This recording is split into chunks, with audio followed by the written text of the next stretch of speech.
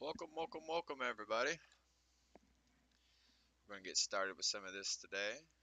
Go ahead and get it refreshed and ready.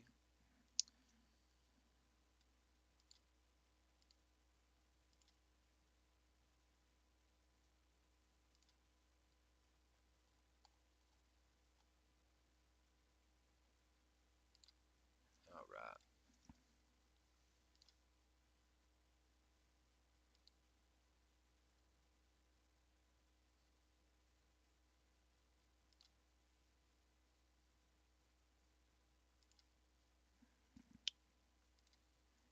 All right, guys.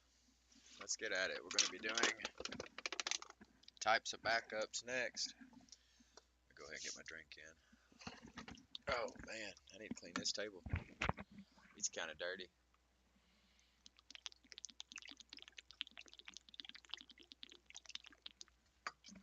I think my camera's a little off. Nah, it's all right. All right, let's get at it. So we've talked about how important backups are and why you should be backing up any important data and some tools that you can use that can use to help you. But how exactly do you decide what and how to back up data? Well, let's explore this option.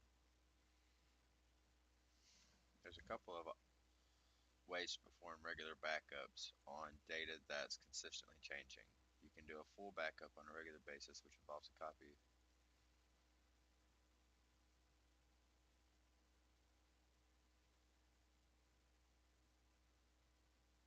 Shoot, there's a whole bunch that's into that. So, we've talked about how important backups are and why you should be backing up any important data and some tools that can use to help you back up data. But how exactly do you decide when and how to back up data? Well, let's explore those options. There's a couple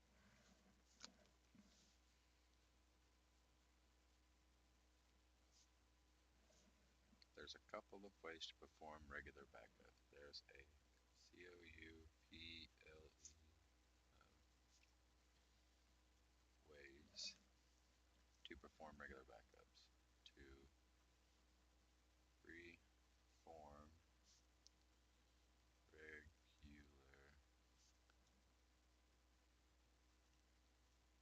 backups. Regular backups on data that's constantly data. Data that's constantly data. Data that's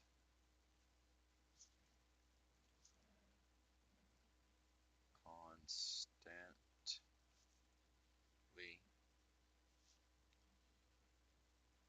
changing.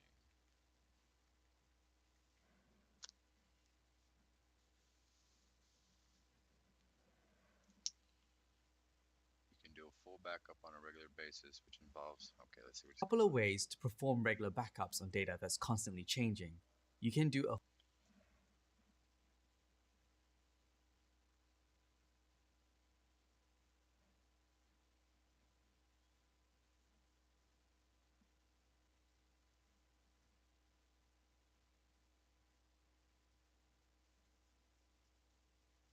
I'm going to skip ahead.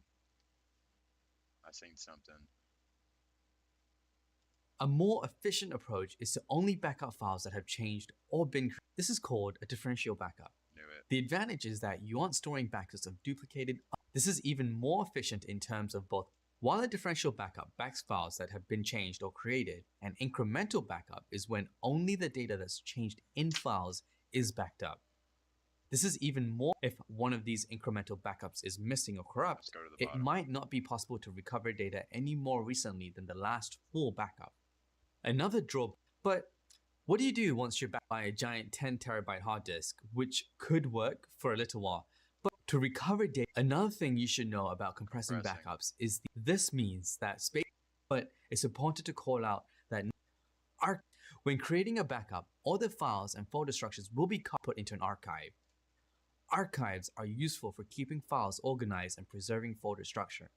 Besides archiving the files, there are lots of types. It's a method of taking multiple physical disks. These are if all your backed up data fail. Are they even I'm making gonna have to disks just larger figure than it 10? out. A more efficient approach is to only back up files that have changed or been created since the last full backup. You can do a full backup on a I think what I'm gonna have to do, instead of trying to figure out how to write that, because there'll be a lot more into that, I'm just gonna write it with the dots instead. So full backup's gonna be one. So I'll do a dot here and then a line. This will indicate one area.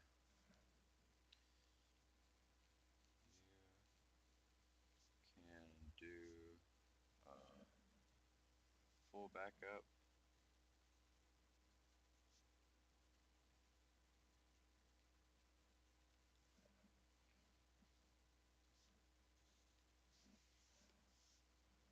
On a regular basis.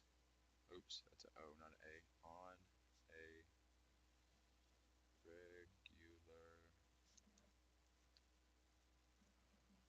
basis, which involves making a copy, which involves making a copy of the data to be fully backed up. Copy of the data to be fully backed up.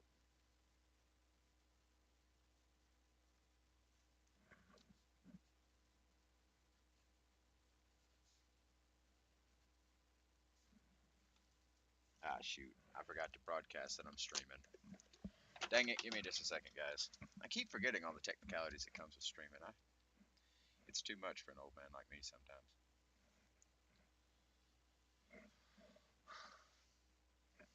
That was an angry picture.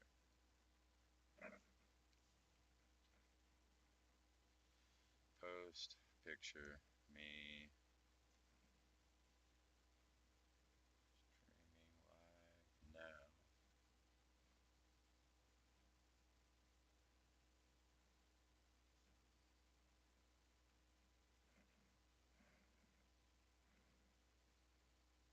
Stop by and say hi. Post that covers Instagram. Let's get Instagram anyways.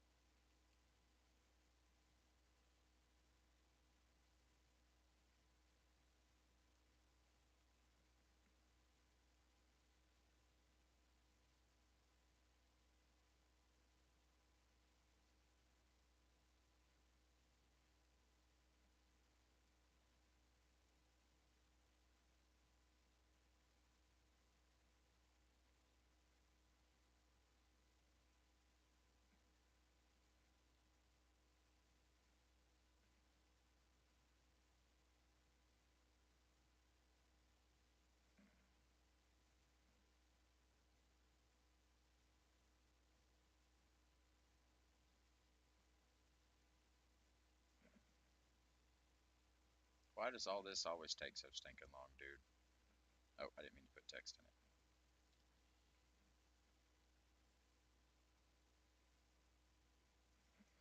Connect to big zero. Go down.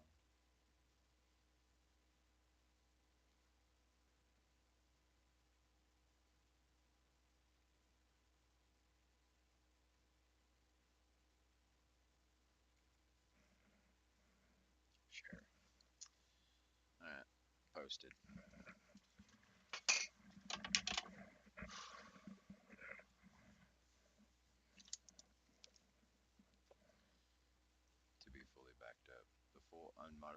content of the files to be backed up is included in the backup mechanism, whether the data was modified or not. In the case of data that doesn't change very often, okay. The full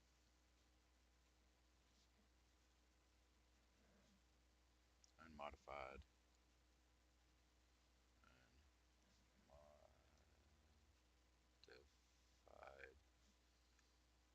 content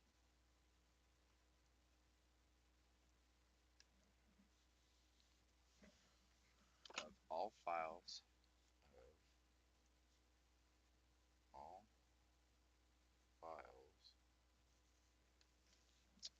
to be backed up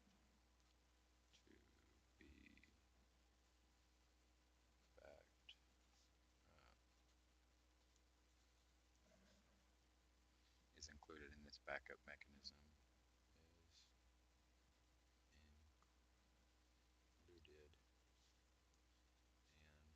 This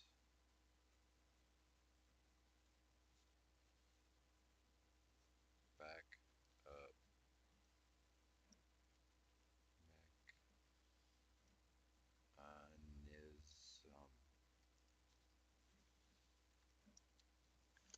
whether the data was modified or not. Whether the data was modified or not. Oops. On a regular basis, which involves making a copy of the data to be fully backed up. The full unmodified contents of all files to be backed up is included in this backup mechanism, whether the data was modified or not. In the case of data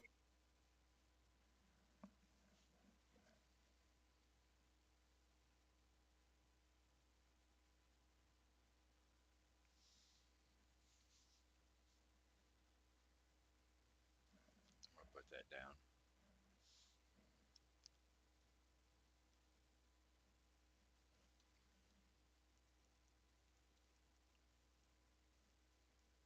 In the case of data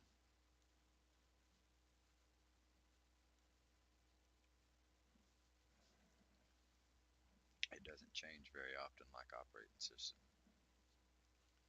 That doesn't change very often. Ian, like OS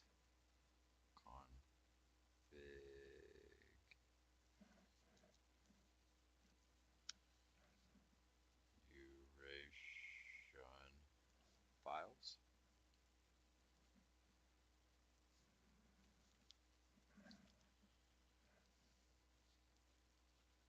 This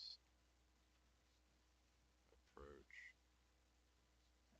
ROACH, can be inefficient, can be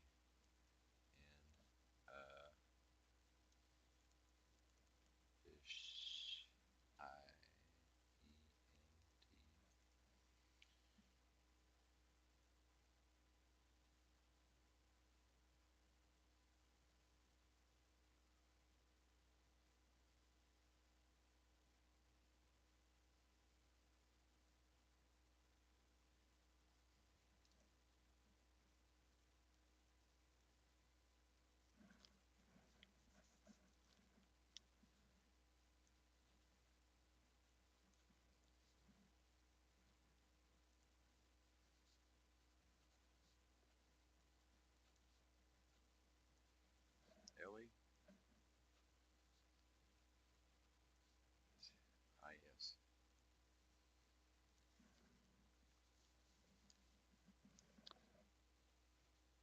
Backing up multiple copies of data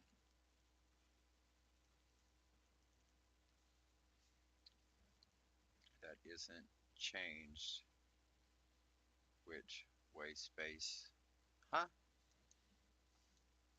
Data that doesn't change very often, like operating system configuration files, this approach can be inefficient. You're backing up multiple copies of data that isn't changing, which wastes space and uses bandwidth. Waste. That isn't changing,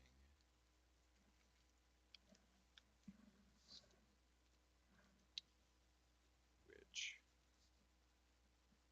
wastes space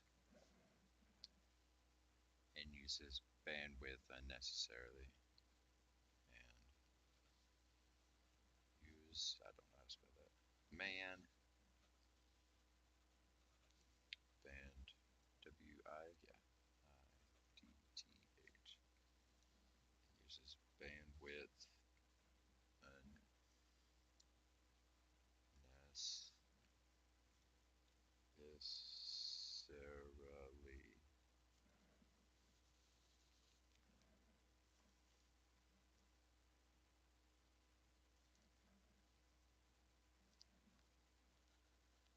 Not the best idea.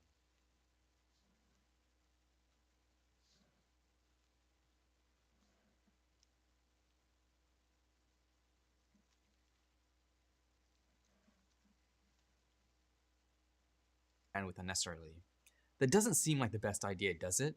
A more efficient approach is to only back up files that have changed or been created since the last full backup. This is called a differential.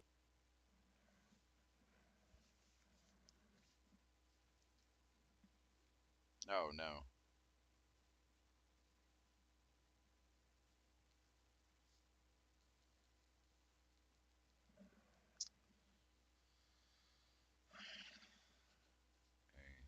A more efficient. I think there was an I in there. Crap, where'd it go? There was. Efficient. I hate the fact I can't spell very well. Is to only back up files that is to only back up files that have changed or been created that have changed or been created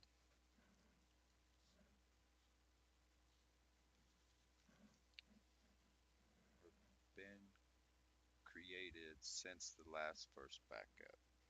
Last full. SI? Yeah. Since the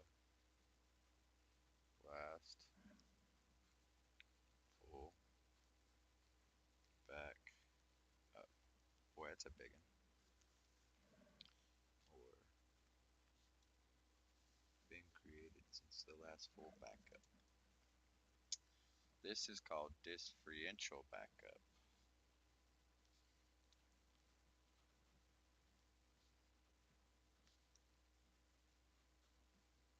I'm going to capitalize that.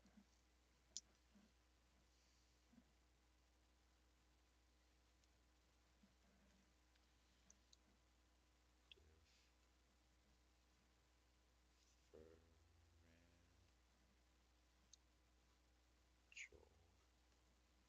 backup.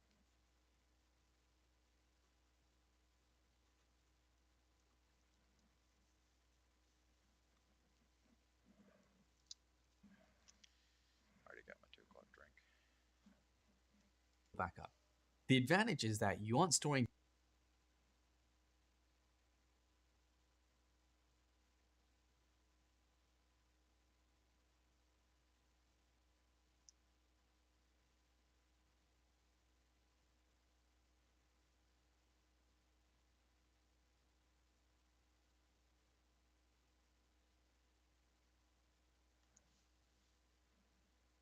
To avoid this, it's a good practice to perform infrequent full backups. The advantage is that you aren't storing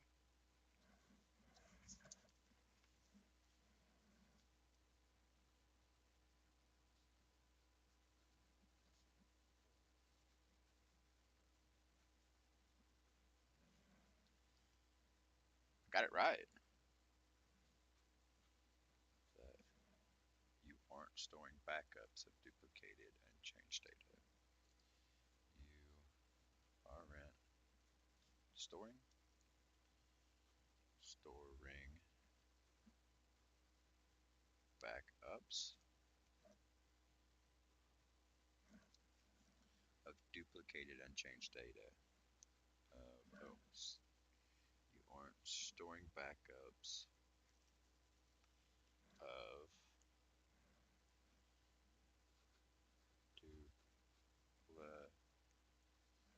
duplicated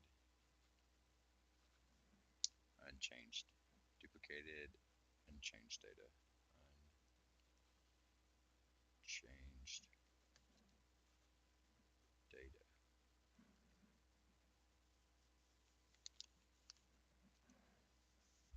Only the files that change are backed up, saving some. Okay.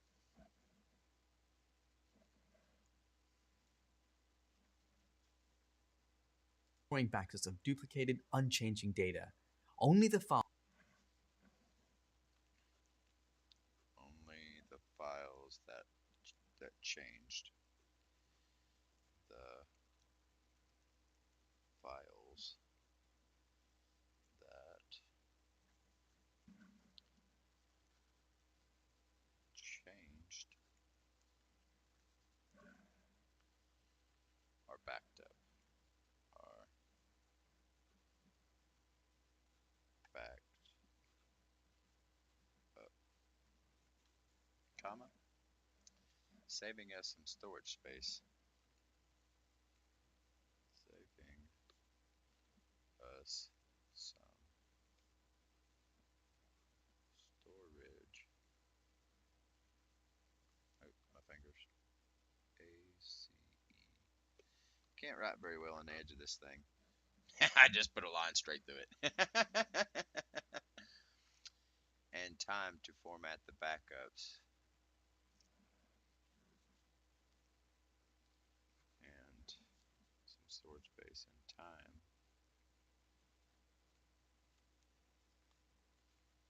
to form the backup.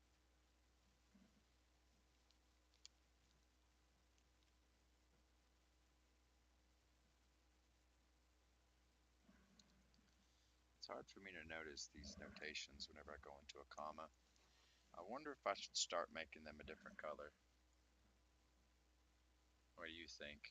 It says I have a few viewers. What do you guys think? So I'm writing it all in just one color, but I'm separating, like here's the start, there's the end of that long paragraph, and that's the additional information. Instead of putting it in black like the rest of the writing, should I start using a different color?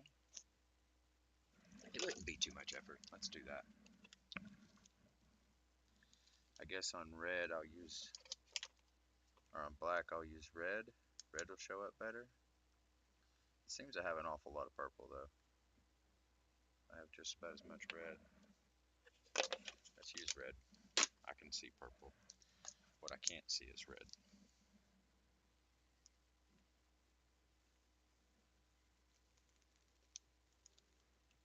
Not when it comes to writing. This pen fails me more often than not. Alright, I know it's a little premature, guys, but I gotta go pee real quick. It's building up on me. It was that hard workout. I'll be right back.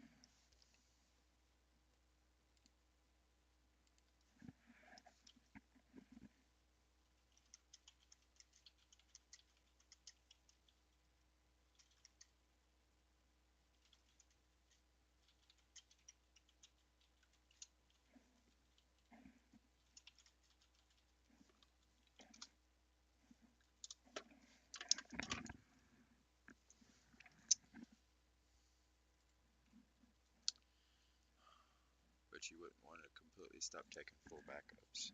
Let's do it this way.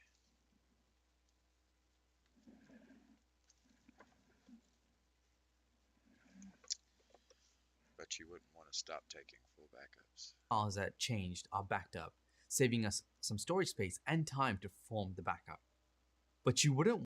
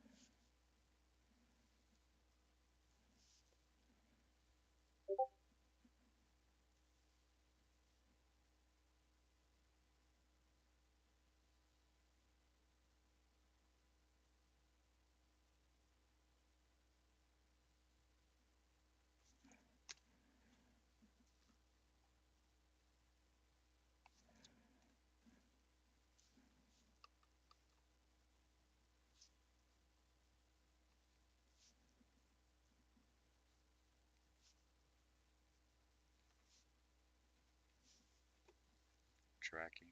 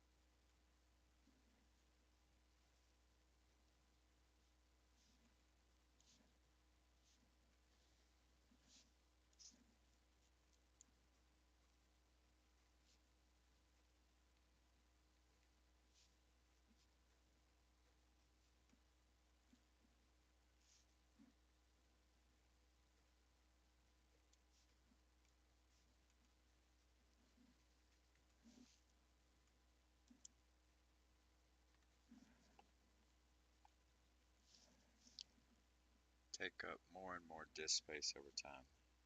Take up more and more disk space over time.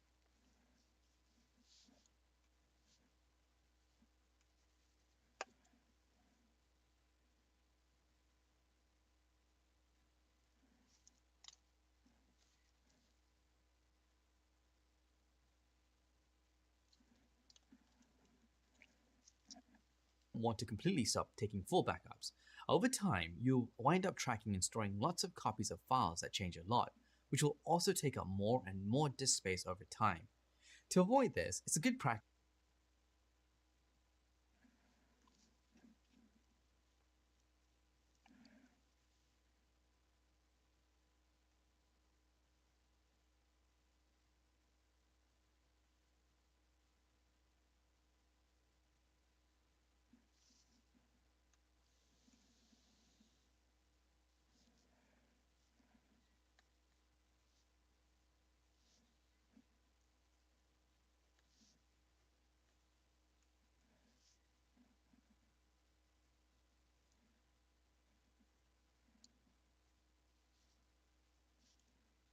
Good practice to perform.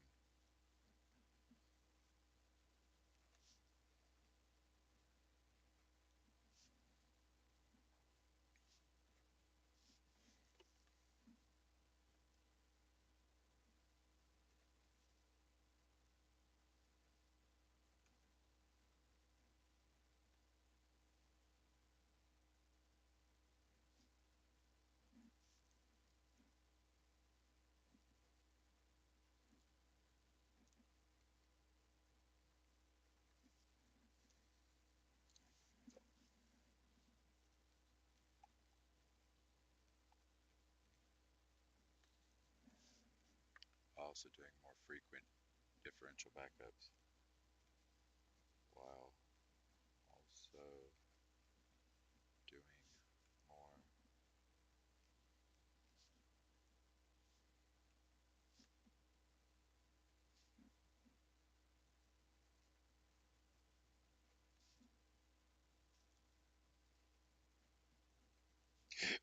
excuse me.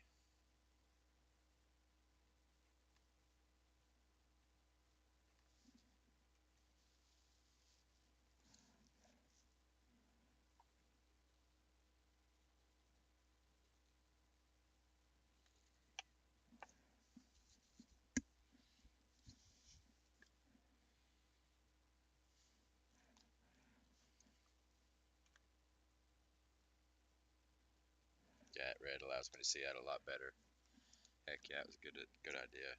Practice to perform infrequent full backups while also doing more frequent differential backups. How often you perform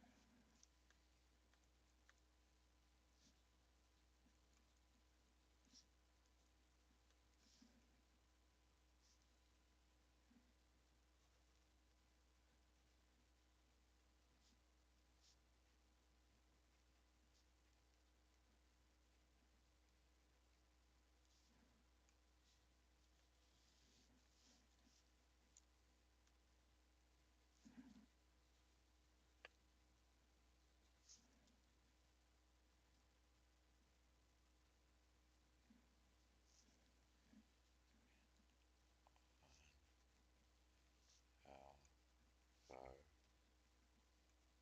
back you want changes to be tracked.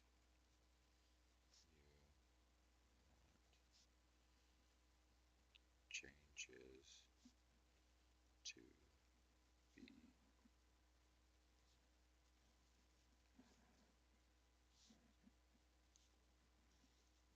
how far back you want changes to be tracked. Is that the end of that?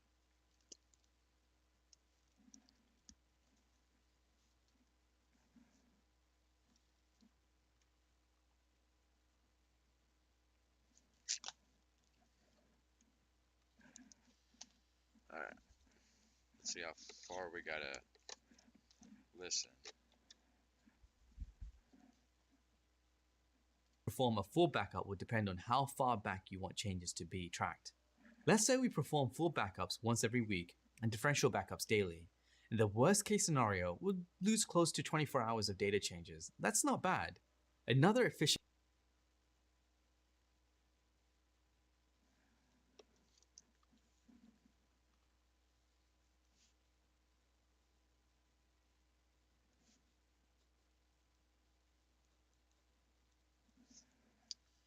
Another efficient way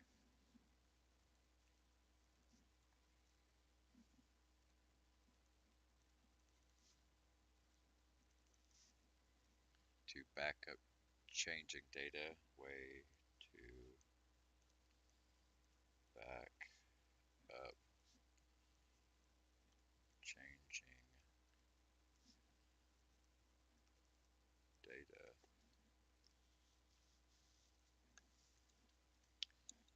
is to perform regular incremental backups. Perform regular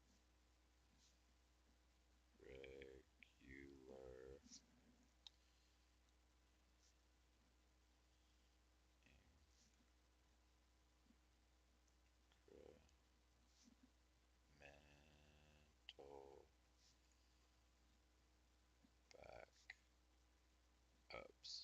That was a big long one.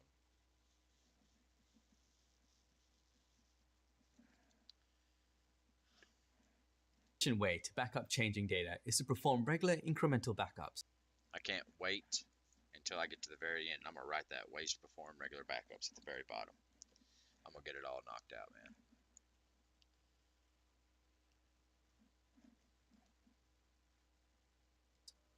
While a different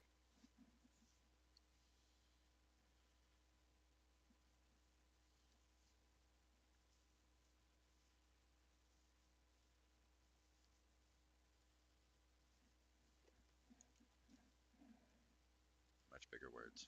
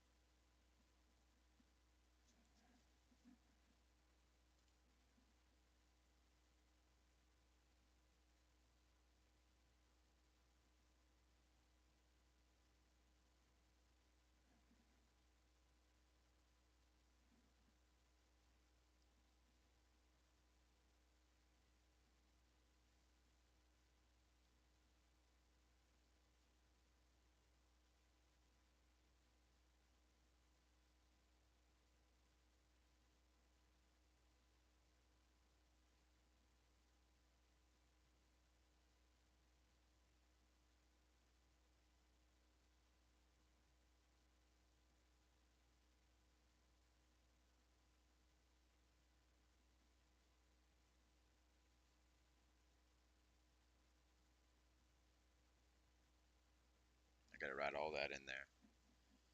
Backup.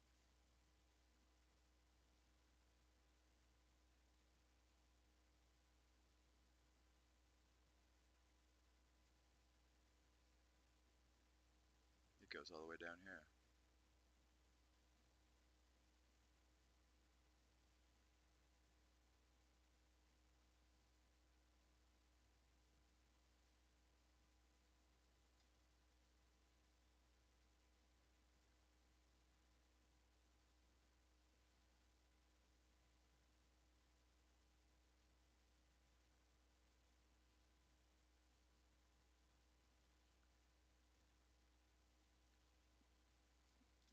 While a differential backup backs up the files that have been changed or created since the last full backup that was missing, an incremental backup is when the data that changes in the file since the last incremental backup is backed up. I'm gonna write that down.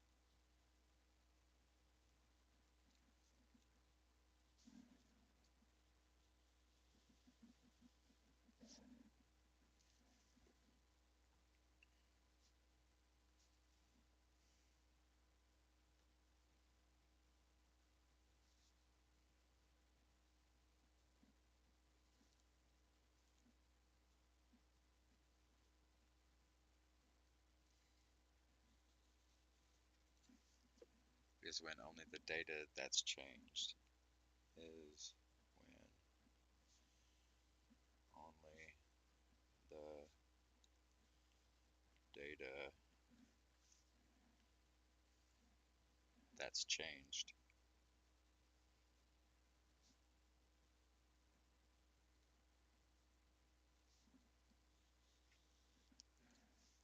in files in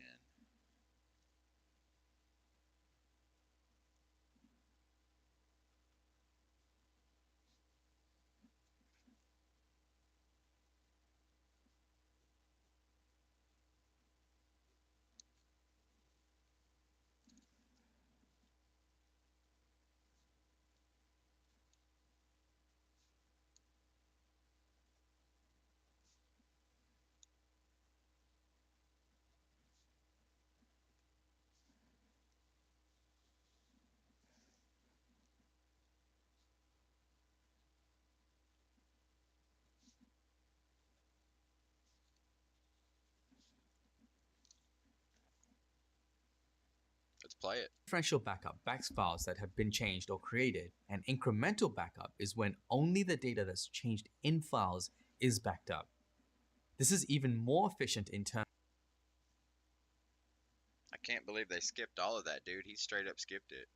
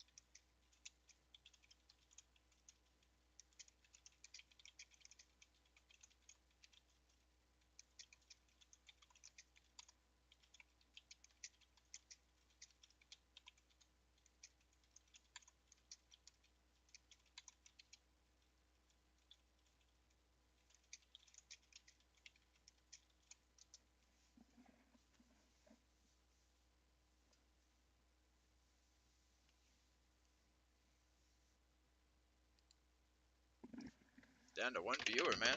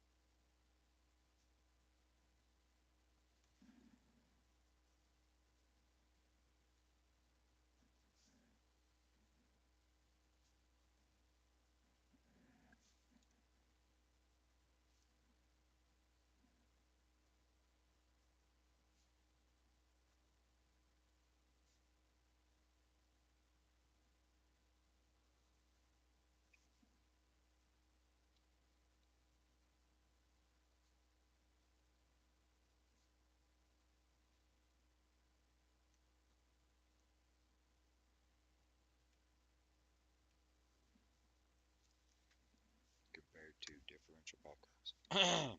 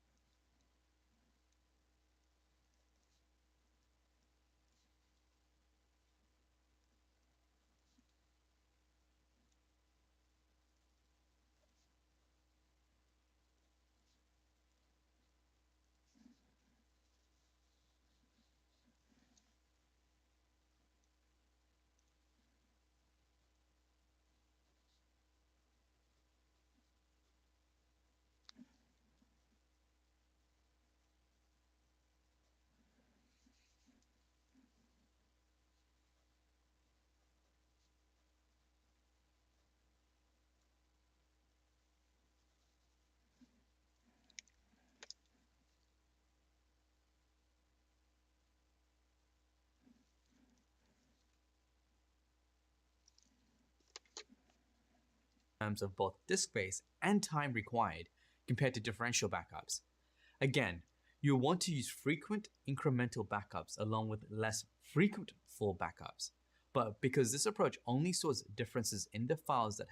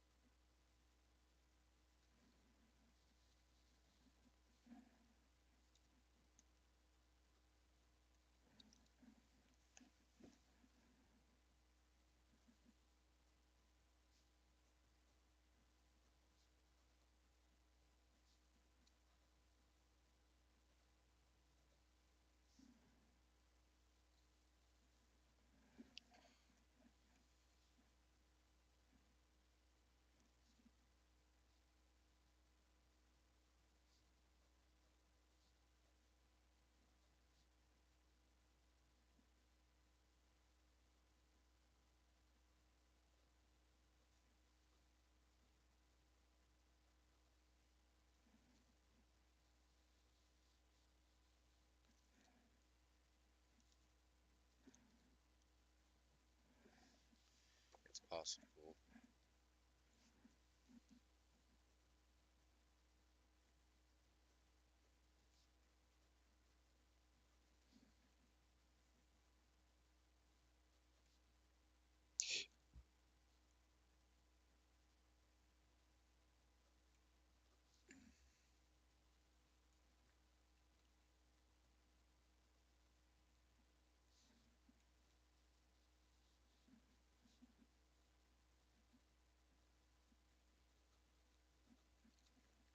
To fully reconstruct the file.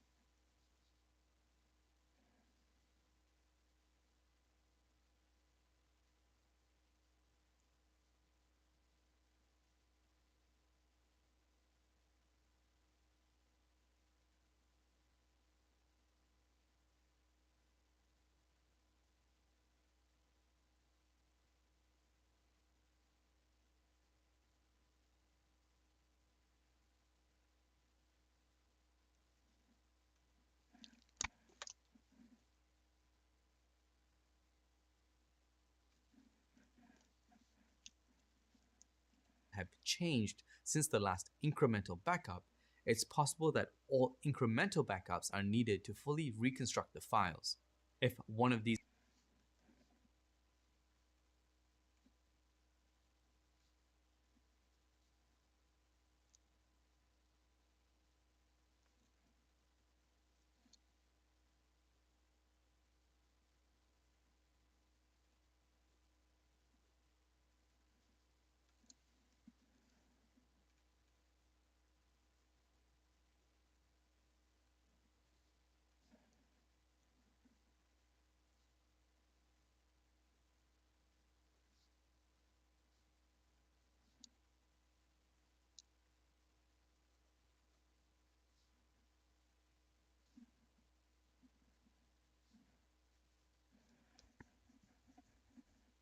It might not be possible.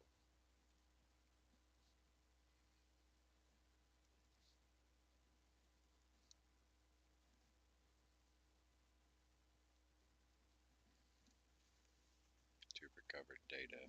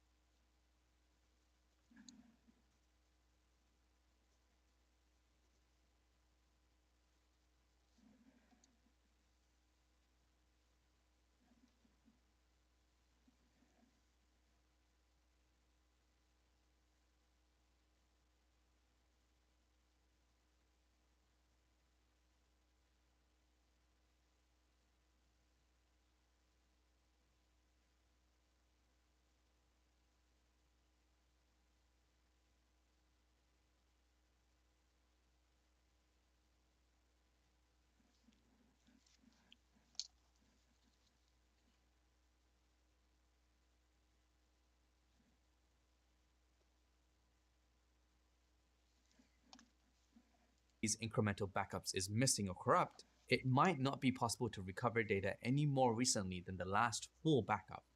Another drawback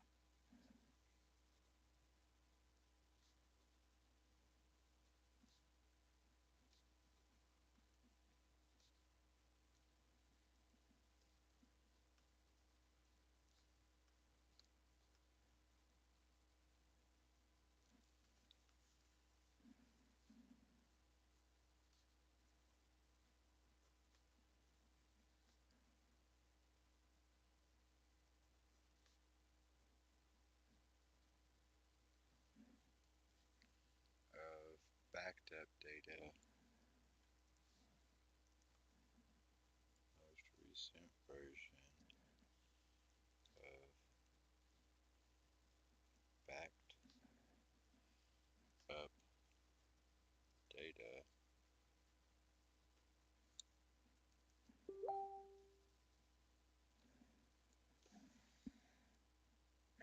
I'll check it in a minute. is that recovery might be more time consuming. This is because the most recent version of backed up data Has to be recreated by has to be recreated what by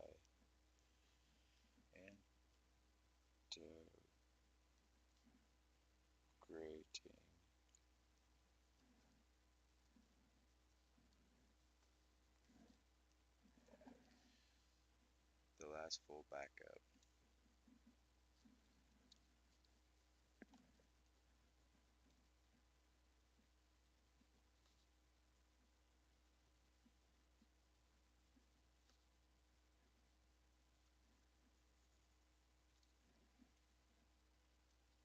with each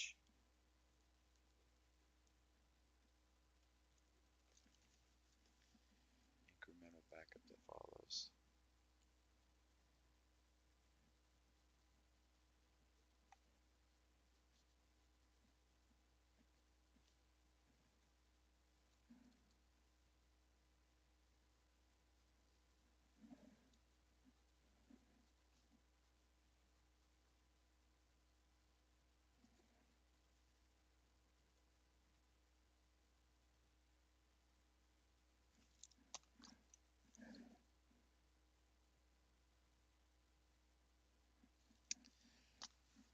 Boys, that's a lot of paragraphs. Boys and girls.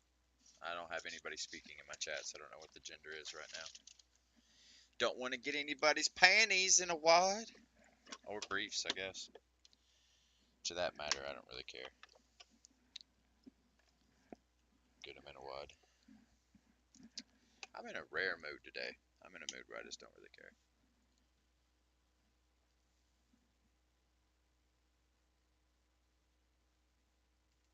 has to be recreated by integrating the last full backup with each incremental backup that follows.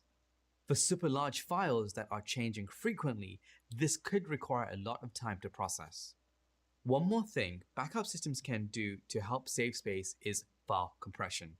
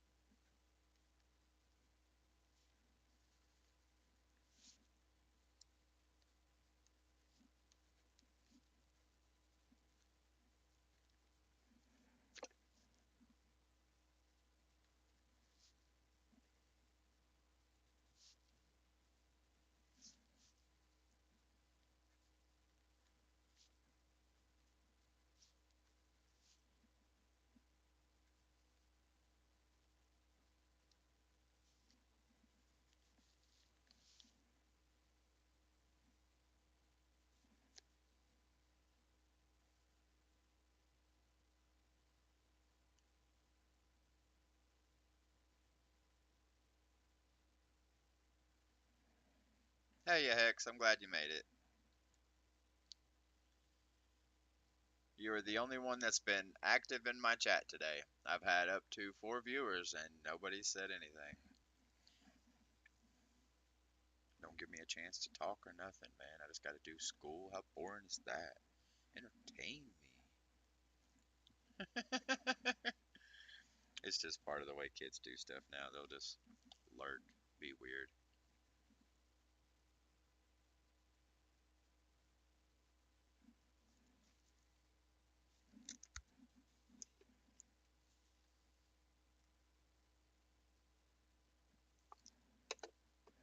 I've decided to start integrating different colors into my writing. I'm gonna start putting my parentheses in red when I'm writing with black, When creating a backup, all the files so I can kind of pinpoint the in-depth explanations.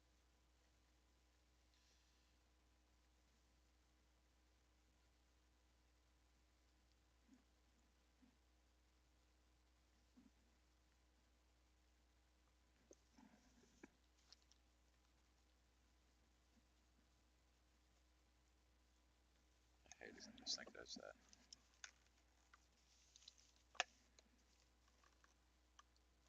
There we go. When creating a backup, all the files and folder structures, all the files and folder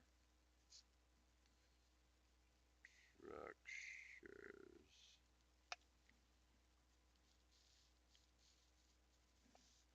will be copied,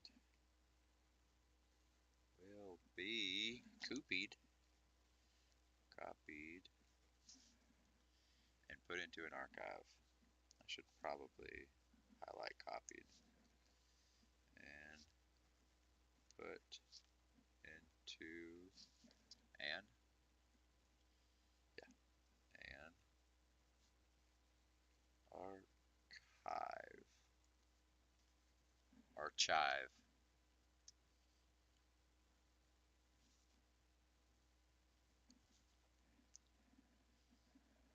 Yeah, it's gonna help me out a little bit.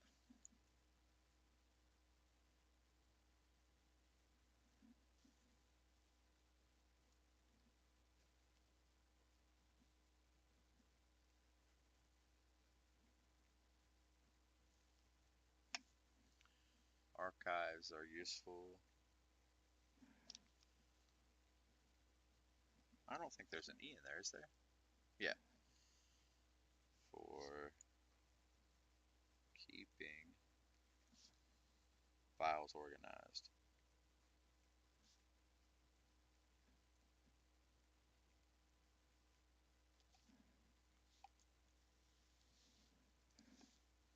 And preserving folder structure. And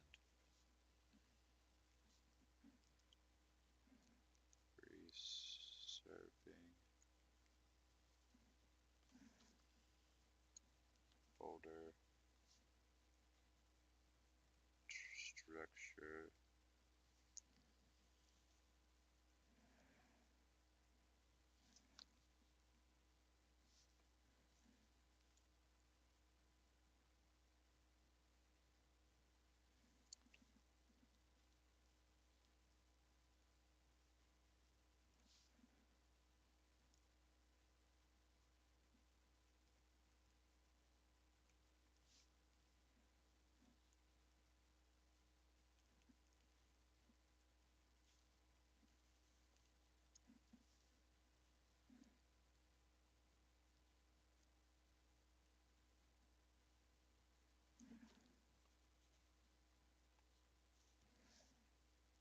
Can also be compressed.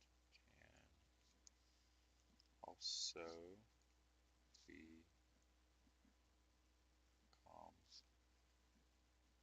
compressed.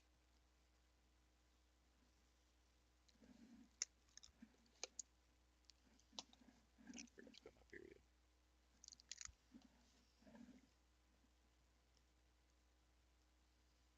Because essentially these notes are just for me, so whatever way helps me out the best. It's just kind of it looks like. Like where the red starts, lets me know that's the beginning of a more in-depth explanation. Just when looking at it, the red just stands out a lot on top of the black.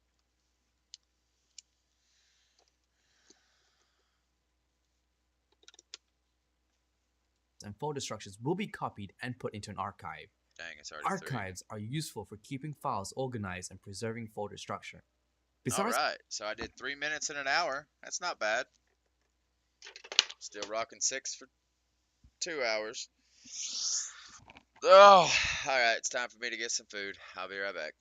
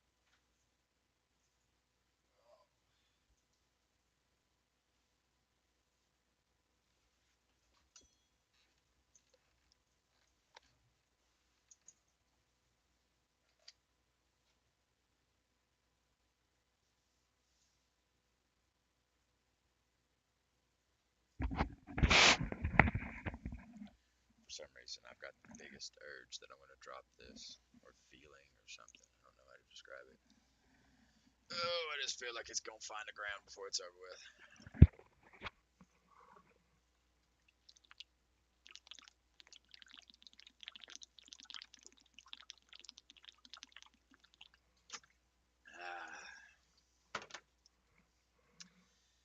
I tell you what, man. Adding a lemon to my water when I put it outside with the salt in it to gather sunlight has changed the flavor profile. That lemon's been in there for about 4 days now, and every day it tastes a little different. I'm getting chunks of lemon right now. Wonder if I should put some cayenne pepper in it. Make it a little hot. Keep my cardiovascular pumping. What do you drink? Water laced with fire.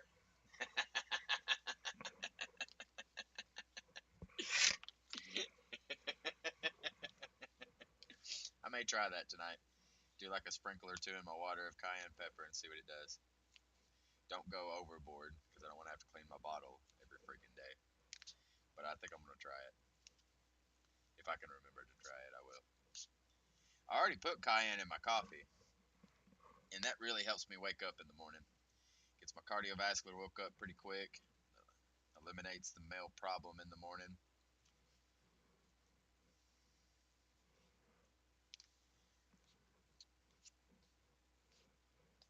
Ah! I dropped rice all over me.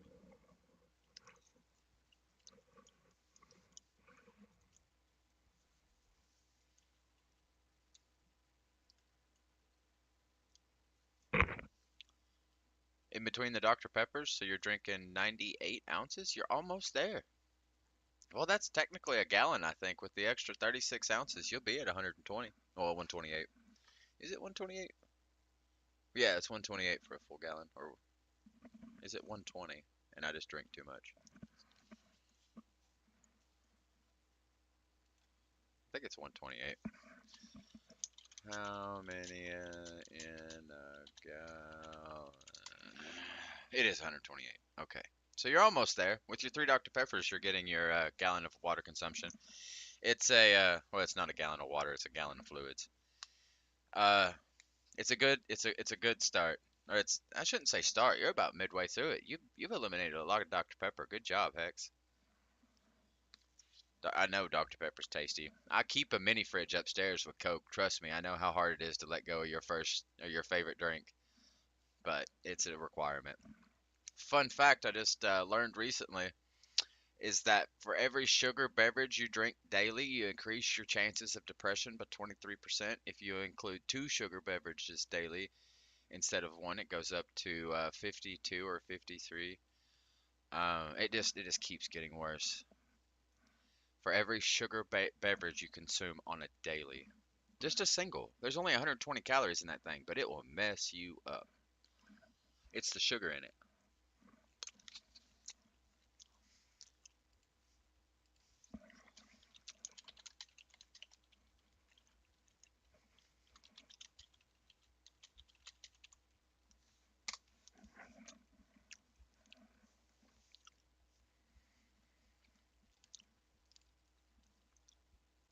Imagine this crap flowing through you.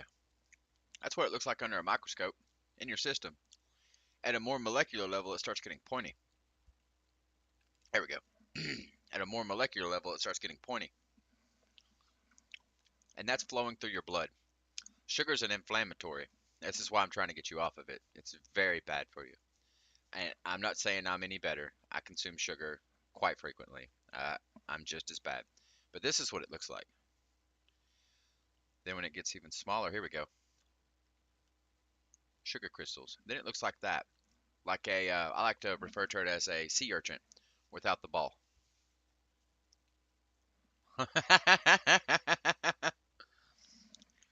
So as you start going smaller, these turn into these, that turn into these. Isn't that awesome? The smaller it gets. That's sugar. It's so bad for you.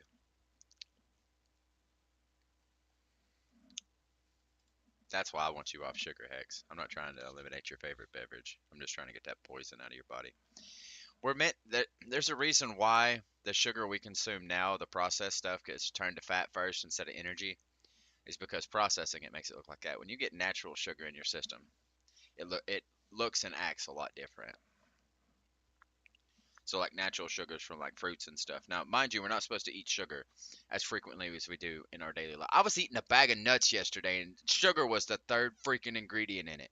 And it was black pepper roasted peanuts. That was the label. And sugar was the third ingredient. Honey was in there on nuts.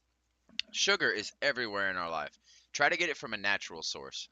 Yeah, it was Planters nuts, a bag of Planters nuts, big old bag. Black peppers, third ingredient was sugar.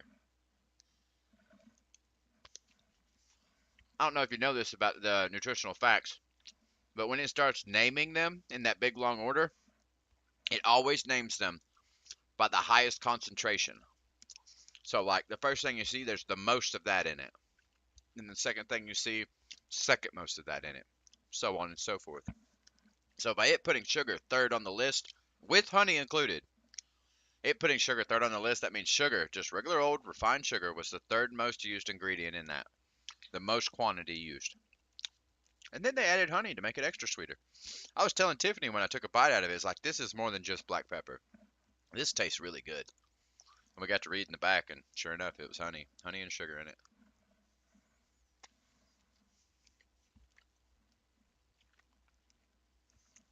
That was like 3 days ago. Maybe 4. What is today? Wednesday? It happened Sunday. No, Saturday. It happened Saturday. So 4 days ago?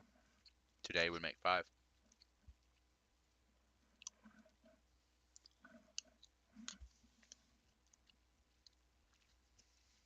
Oh yeah, nuts are amazing, but you have to look at them. I like to when I go for peanuts for the most of the time, I get regular unsalted dry peanuts, just regular old unsalted dry roasted peanuts.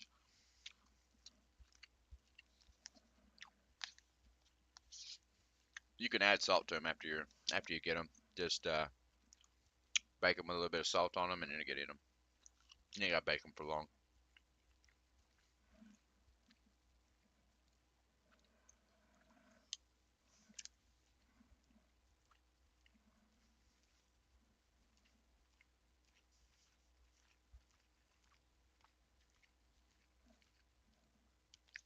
I'm so happy for food.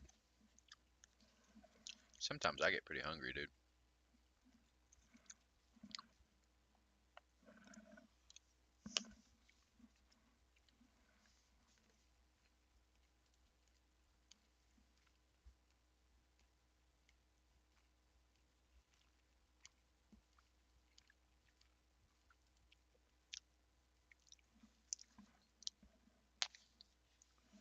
If your body's not telling you that you're hungry, your digestive tract's out of whack. So either you're getting focused on something or your digestive tract's out of whack. You should be hungry every 3 hours.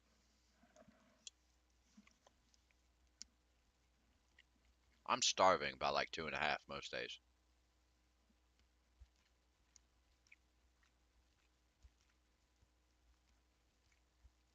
Your mental health is affected? Oh yeah, depression. I keep forgetting people experience depression. I'm one of those idiots that thinks I'm the only one. I have to keep reminding myself everybody's the same.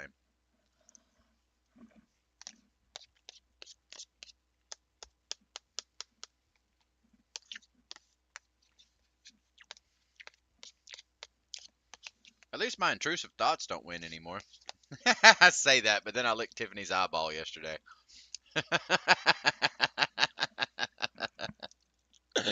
Oh man.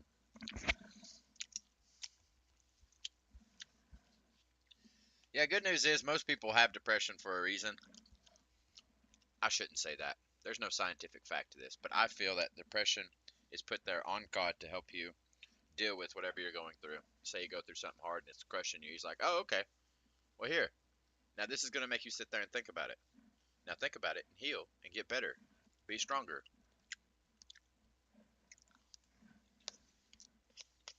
I try to think when depression hits and I actually get a second to pull back and think of Jeremiah 29:11 through 12. He's not going to hurt you. He's not going to harm you. He's going to make you prosperous. And when you're ready, call on him. Crap. I forgot to call on him in the shower today.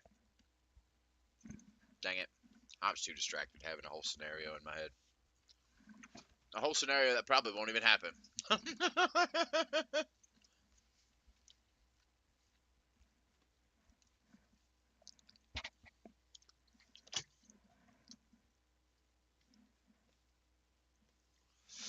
I know, Hex. You ain't gonna get over it. Not anytime soon. It'll take you. So on average, this is the science based. On average, there's like 18 months of downtime from a major relationship until you're healthy enough to move on. That's why I keep stressing the whole 18-month thing. And if your relationship was for like 10 plus years, or even on you for like 9 years, you probably might need an extra 6 months. So it'll probably take you about 2 years to snap back. But that's okay though. Now that you know the time limit at around when you should be all right, you'll know for at least the next 2 years. Don't try dating; it'll fail. Just don't try it. Just have fun. Be yourself. Heal. Go on journeys. Dive in. Fix problems you know are present. Get back to you. You got 2 years to do it. Have fun. This is gonna be the best 2 years of your life. Getting back to you, finding you.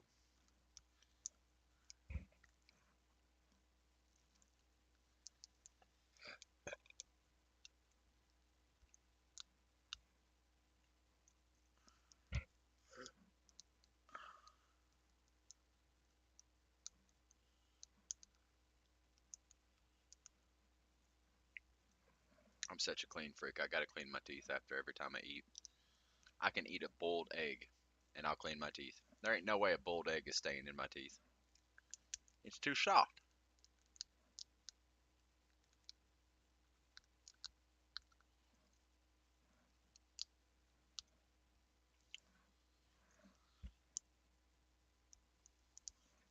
think that's the main reason why I even have teeth, because like I was really hard off on meth. I'm not trying to make myself sound like I was just just a regular old Joe out there. No, I mean like I spun out. I was the guy dancing going down the road, spun out of his gourd.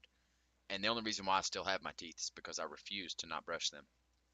Like there was times when I'd go without brushing them because I didn't have access to like running water or stuff.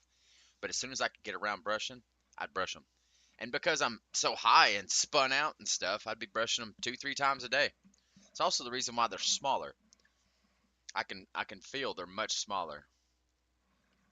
That and I grind my teeth. All right, I'm gonna put this meal up. We're gonna get back at some more school. I'll be back in about 30 seconds.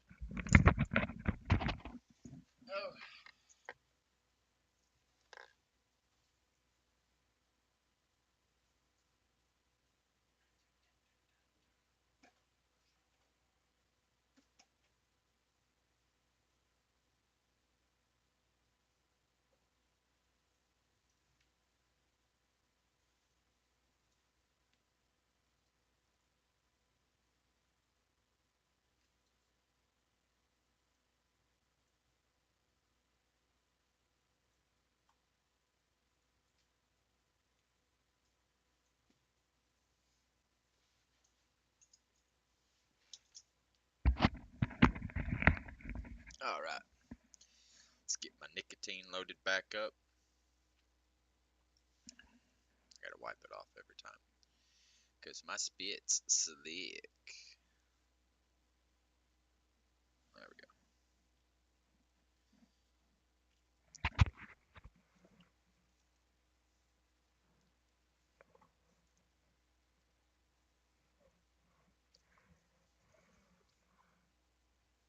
There we go. All right. Hey, I got a few more viewers. Welcome to the channel, guys. We're reviewing types of backups right now. It's been a very long process. It's been very strenuous, is what it is. Let's get back at it. Besides archiving the files, backups can also be compressed. Okay, I am there.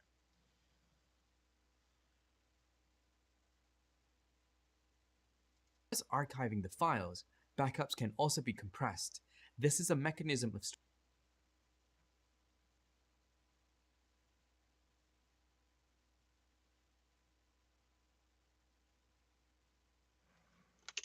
Oh, whoops, wrong pen. That's going to be a definition. I don't care what they say.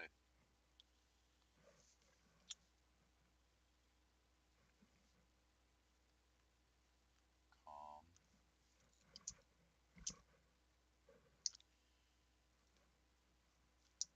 Where did I see compress? There it is. Calm.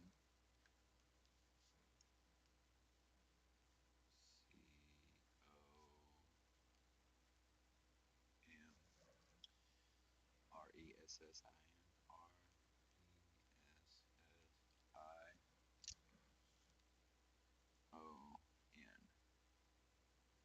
I think I got something jammed in this.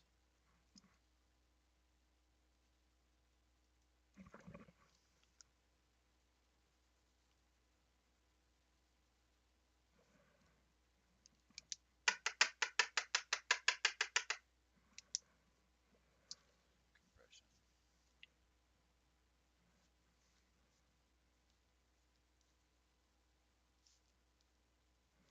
Dude, did my pen die?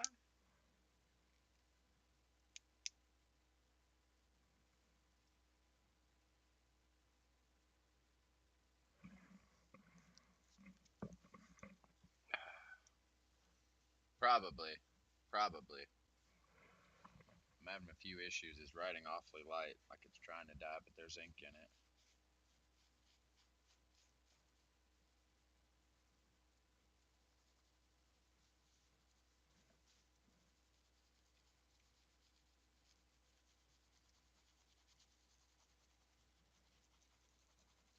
Alright, let's see if that fixes it.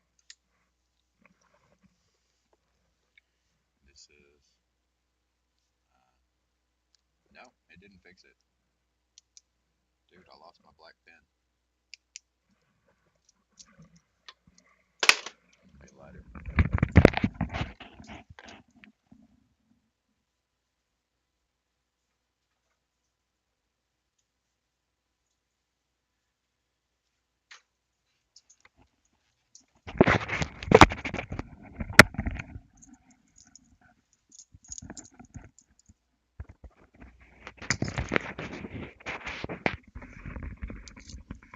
Nah, I won't accept that. We're gonna get it going again.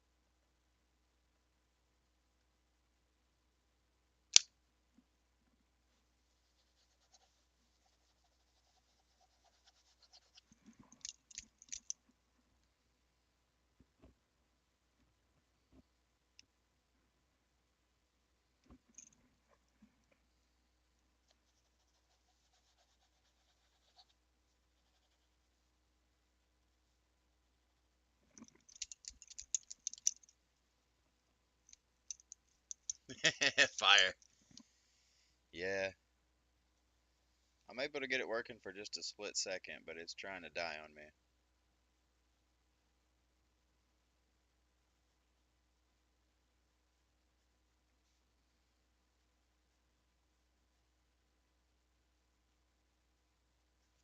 There it went.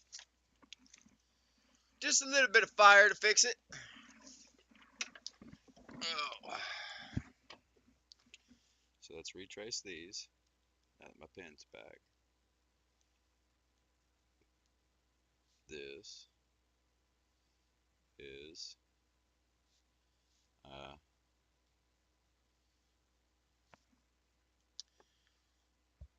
mechanism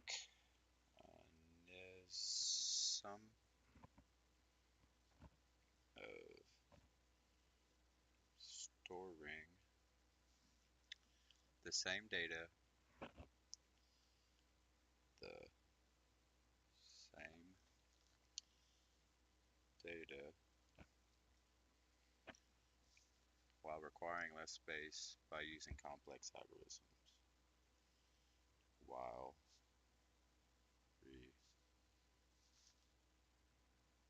requiring less space by using complex algorithms. By using complex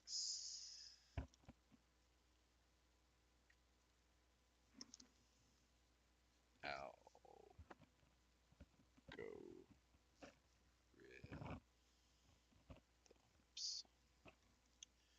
Those are way too complicated to go into detail here, but it's supported to call out that not all data types lend themselves to being compressed. Okay, that feels like a parentheses.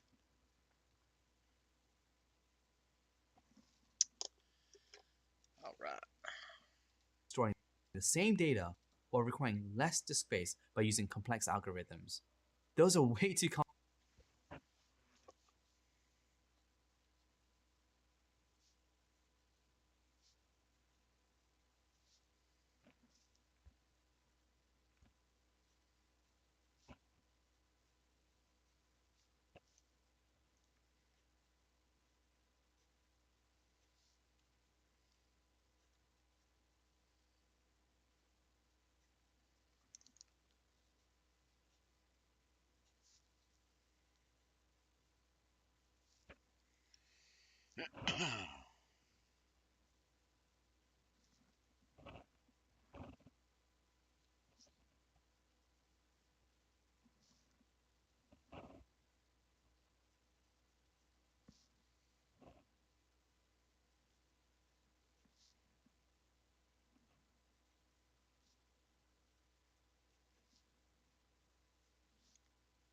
That not all data types that not all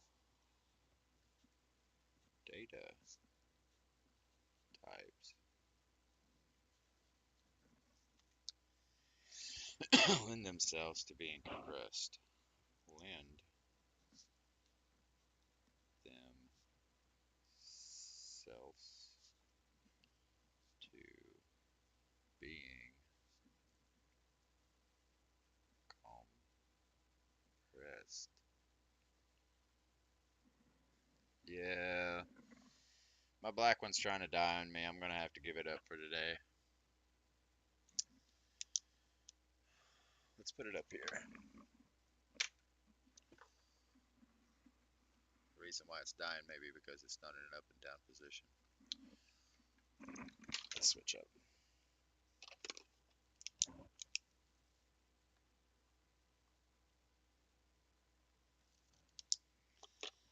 What am I gonna go with? Can I go with dark blue? Or light blue? Dark blue. That's pretty close to black. I wouldn't notice the switch. I've got some ink.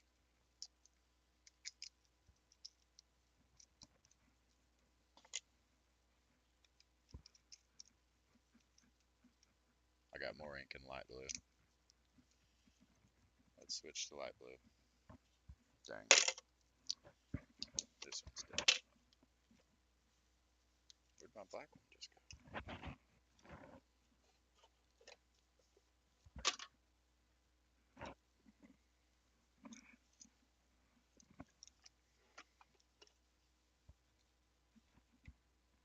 I straight up lost the whole black pen. What'd I do with it?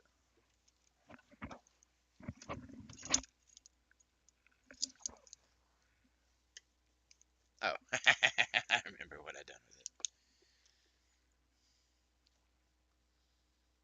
Complicated to go into detail here, but it's important to call out that not all data types lend themselves to being compressed. This means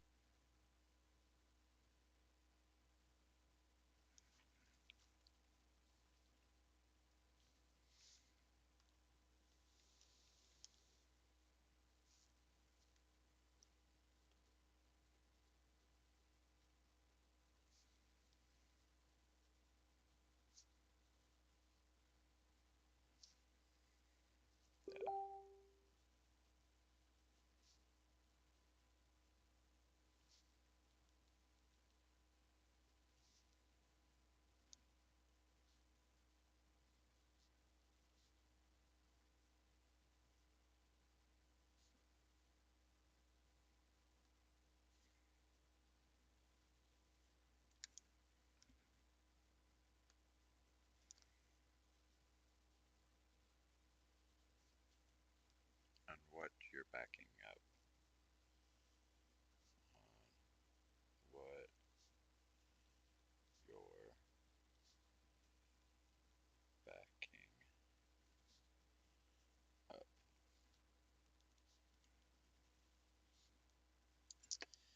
Another thing you should know about compressing backups is the expense of restoration. To recover data from a backup, it needs to be decompressed first. Depending on the size of your backup, this could take a lot of time and space to expand.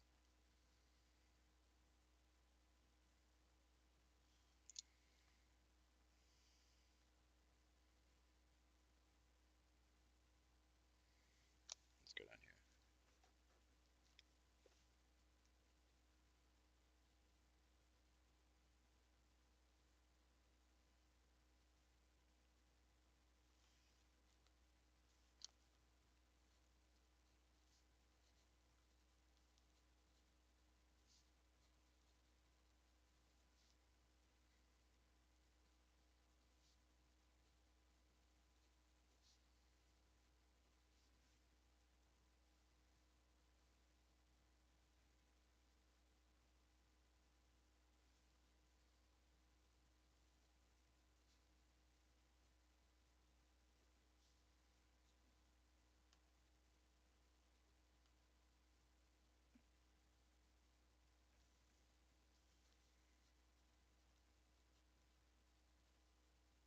Something about the light blue pen writes better.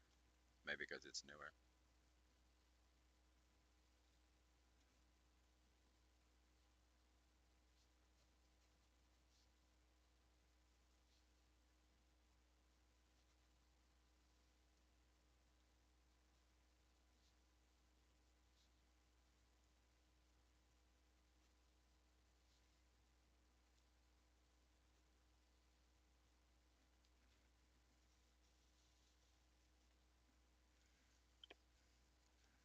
is that space savings from compression will depend on what you're backing up. Another thing you should know about compressing backups is the expense of restoration. To recover data,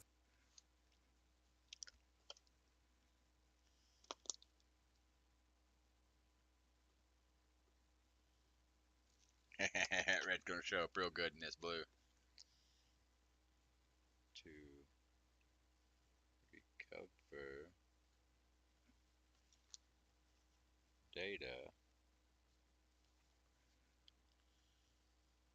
from a backup, from a backup,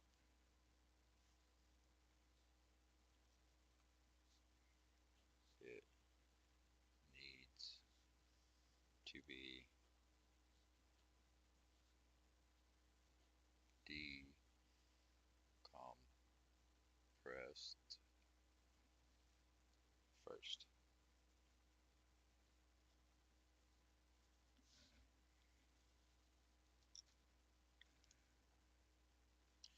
Depending on the size of your backups, this could take a lot of time and space to expand.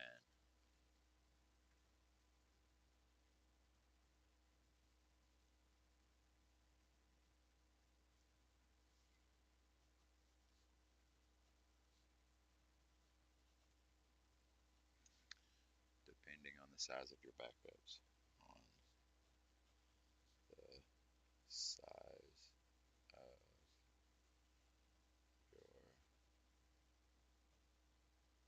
backups,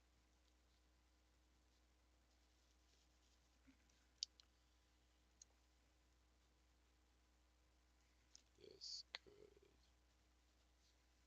take a lot of time and space to expand. This could take a lot of time and space to expand.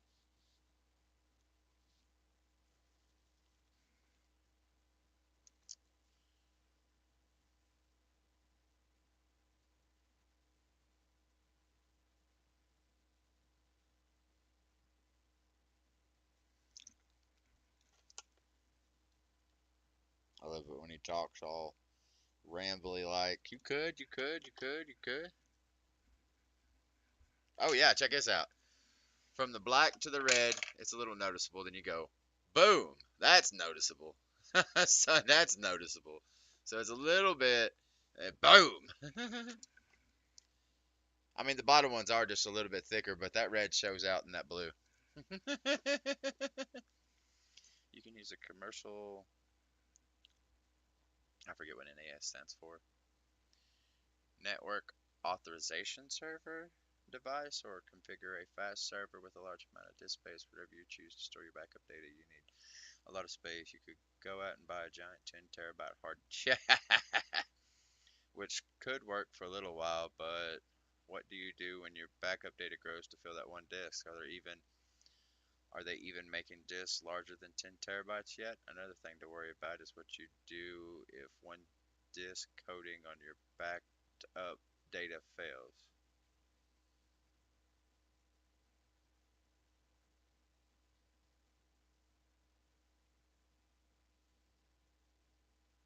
Okay,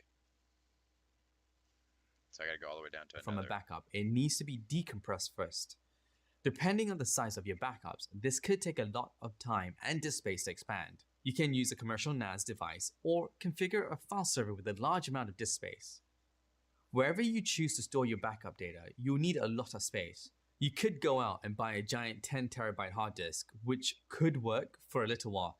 But what do you do once your backup data grows to fill that one disk? Are they even making disks larger than 10 terabytes yet? Another thing to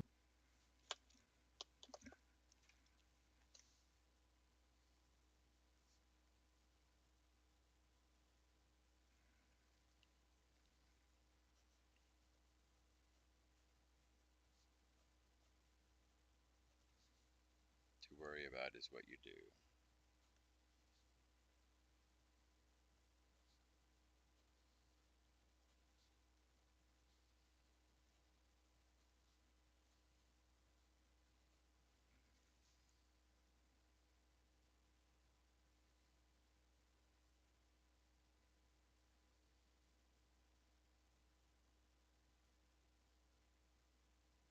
Yeah, save points are a backup.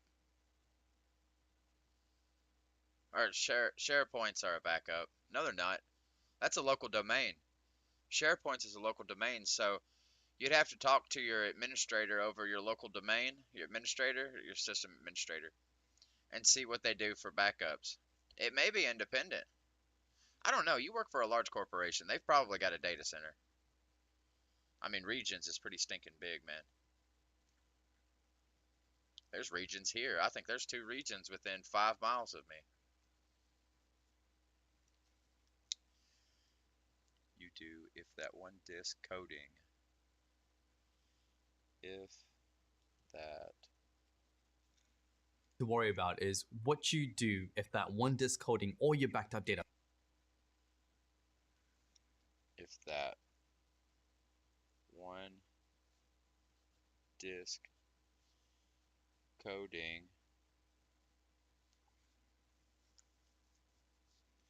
or your backed up data fails. Your backed up data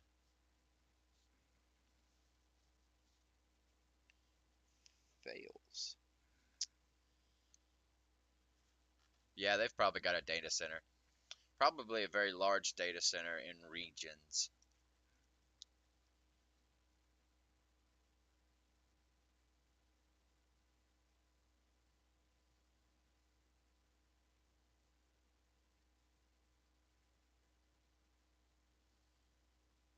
Is that shoes? Well, that's different.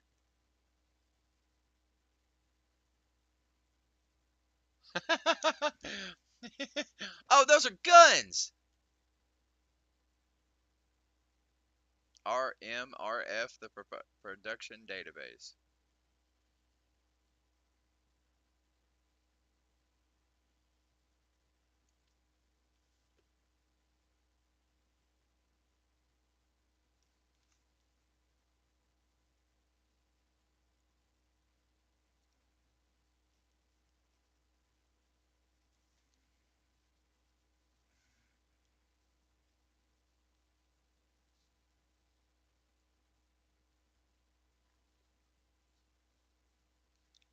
RAID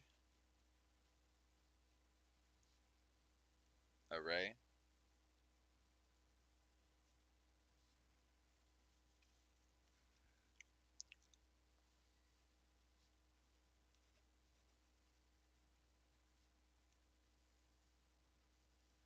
I think that's a definition. Fails.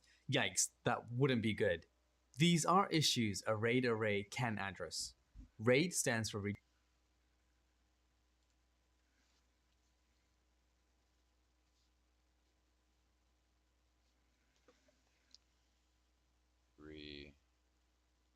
Redundant array of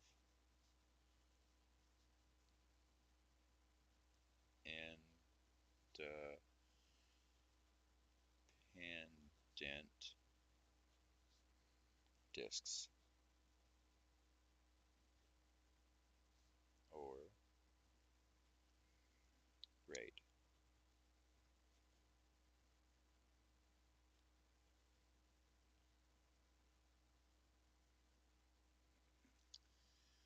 Probably no idea. All I know is I save a bunch of stuff, including contracts we have with our customers. Kind of important. Nah, contracts not that important. Method of taking multiple physical disks. Taking multiple P-U-L-E? Physical disks and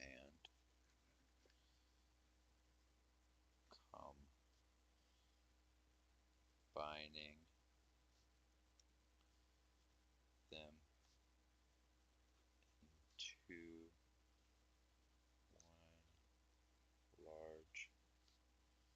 virtual disk.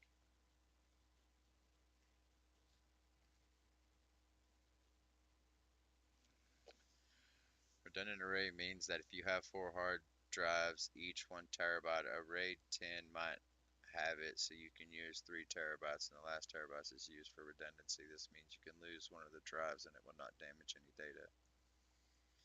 Then you replace the dead drive, the redundancy is restored.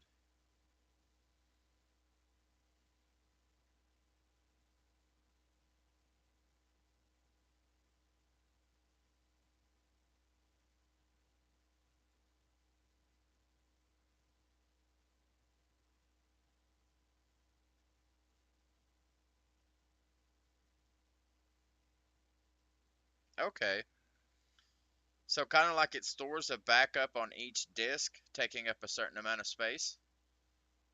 So you end up losing some, but no matter if you lose a disk, you always have your data is always there.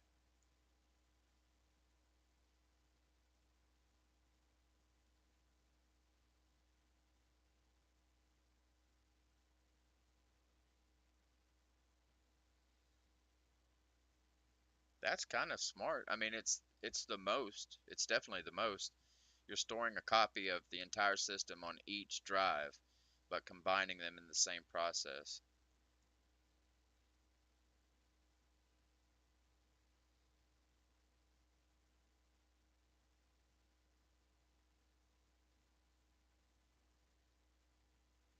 So you can have 5 redundant. You can have 5 RAIDs at a time on 2 disk redundant.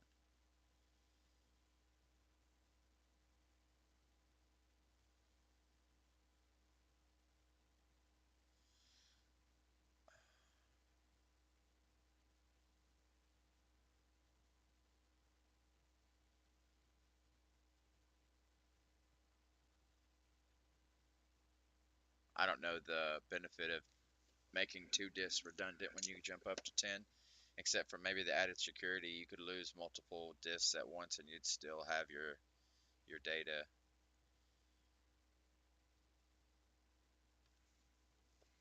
That seems a little more advanced than I'm at right now. I appreciate the information, but I'm so lost. No way.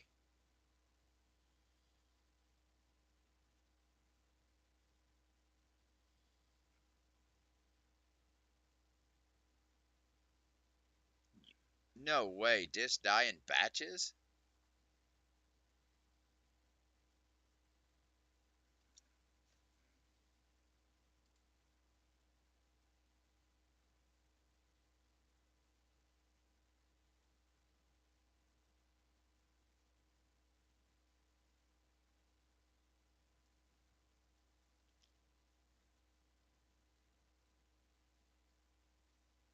Redundant array of independent disks.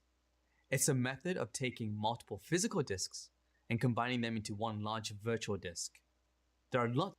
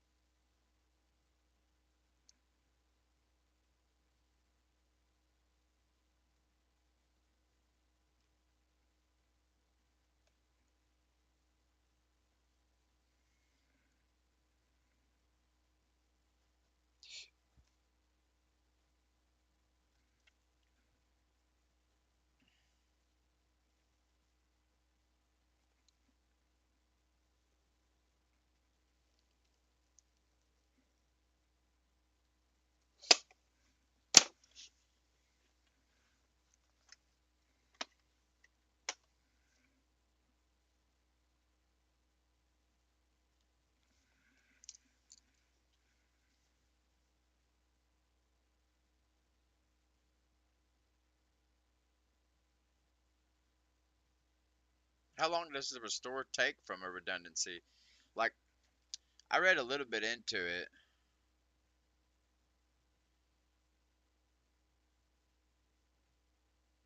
Where did I see that?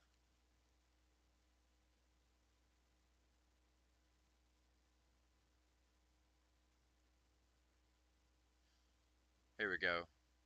This is because most recent versions of backed up data has to be recreated by integrating the last full backup with each incremental backup that follows. The super large files that change frequently could require a lot of time to process. Yes, depending on how large the disks are and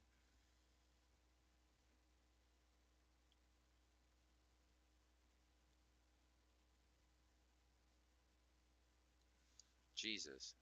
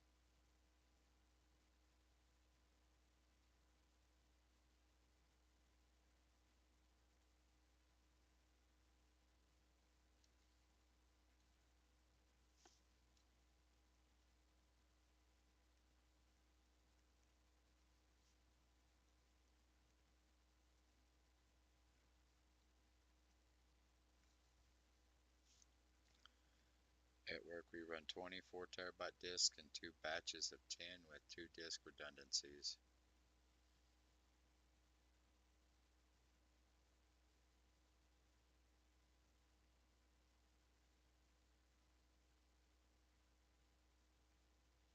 Wow. Lots of types of RAID configuration called levels. Depending on the characteristics desired from the array, various RAID levels prioritize features like performance, capacity, or reliability. RAID array Are a great, inexpensive. Are a great, inexpensive.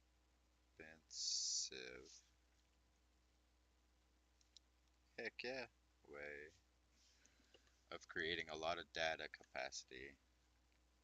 Of creating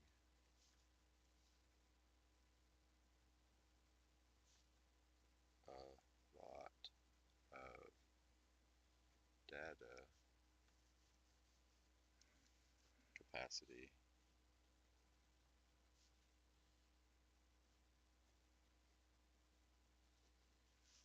while minimizing risk of data loss. While minimizing risk of data loss.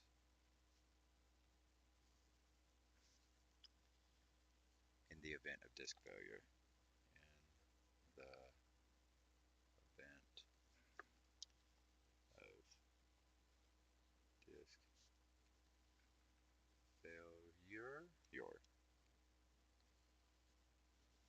Oop, that was way too low.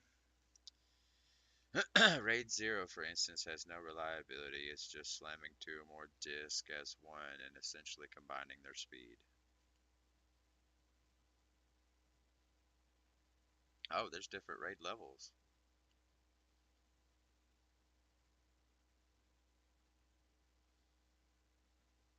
Oh, I missed a whole thing you said. So if you have 10 discs with one redundancy, it could take 18 plus hours to restore the replaced disc for redundancy. Do you really want to risk that? Hell no. Imagine you're 50% in restoring it. Yeah, depending. Okay, I'm caught up. I'm caught up. 10 plus. Yeah, Jesus. Okay, Hex. I look forward to you coming back if you have the time, but if not, no biggie. Have a great rest of your day. I hope your dryer gets fixed. See ya, Hex.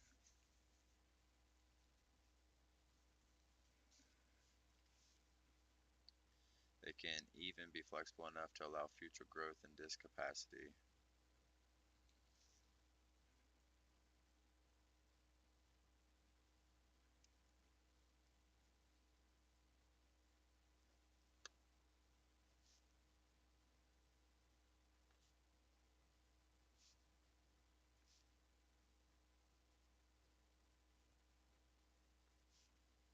Enough to allow future growth. Enough to allow future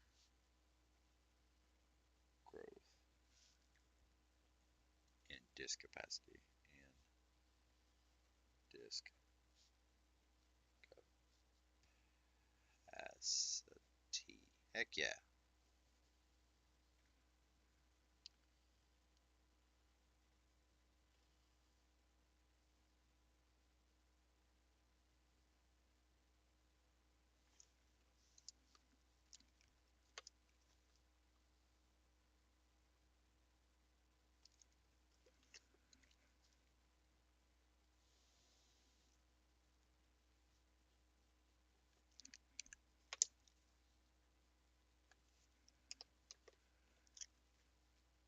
All right, you should send them my way, man. Yes, I'd love to see something neat, Stiggy. Arrays are a great, inexpensive way of creating a lot of data capacity while minimizing risk of data loss in the event of disk failure.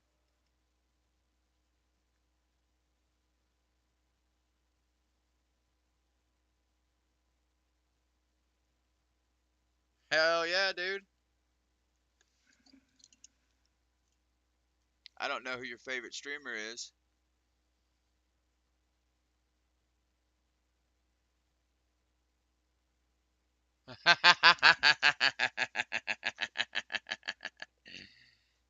They can even be flexible enough to allow future growth in disk capacity. I want to stress To show the that he does have something in there.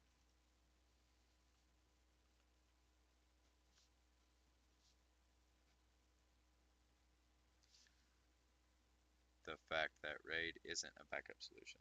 The fact that RAID isn't a backup solution, comma, it's a data storage solution that has some, it's a data storage. It's a data storage solution. Oops. That has some hardware failure redundancy. That has some hardware failure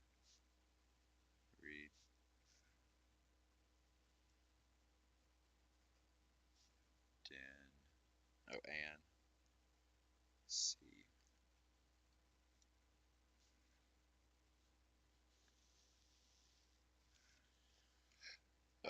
Excuse me. Available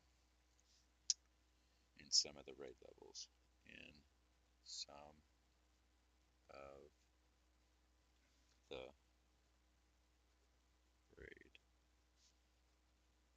levels.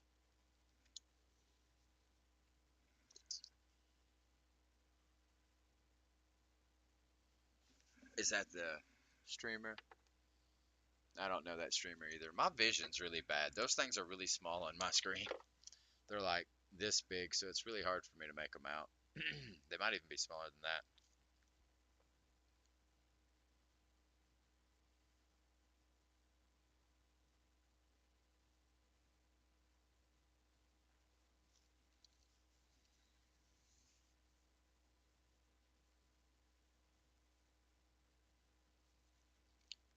I'm gonna go ahead and put that in parentheses. Just the fact that RAID isn't a backup solution, it's a data storage solution that has some hardware failure redundancy available in some of the RAID levels. But storing data on a RAID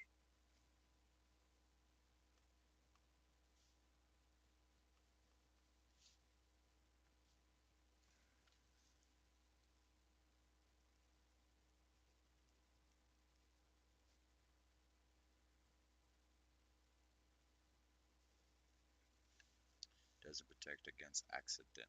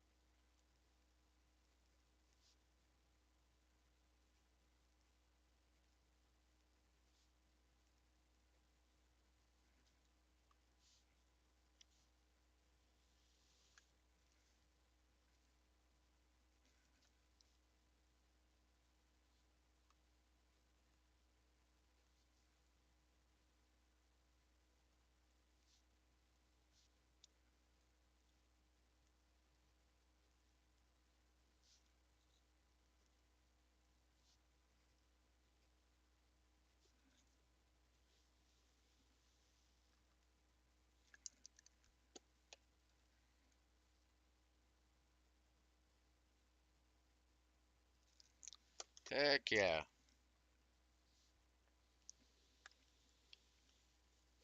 I wonder if my black pins come back. Click on them? I can click on them?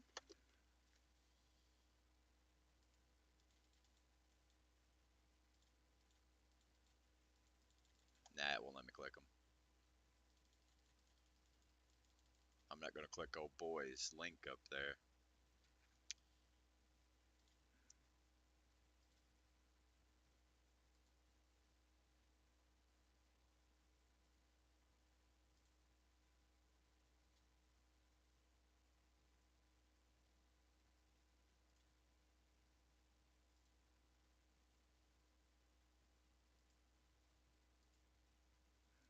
Go ahead and ban him out of the chat.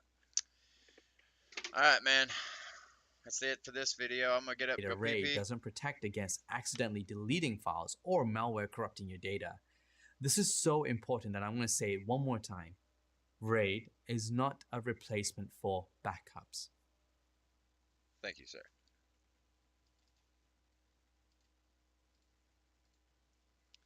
Let's grab this. Oh, I did that wrong.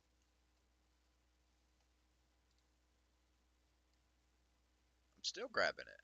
Whatever, man.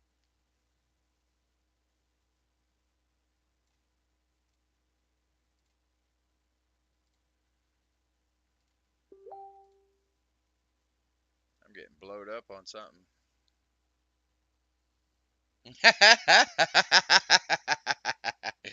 Stiggy, I'm gonna send you something, man. My cousin just reacted to me. What the did I just watch?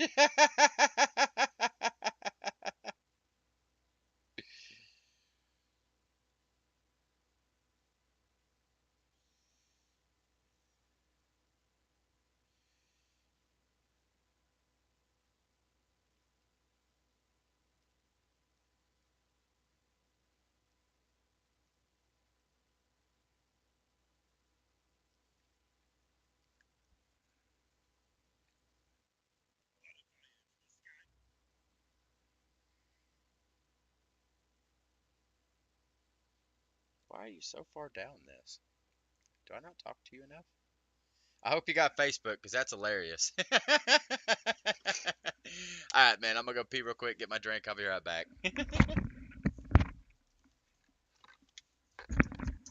The reason I just sent that to you is because my cousin just responded to me and said, "What the did I just watch?" LOL.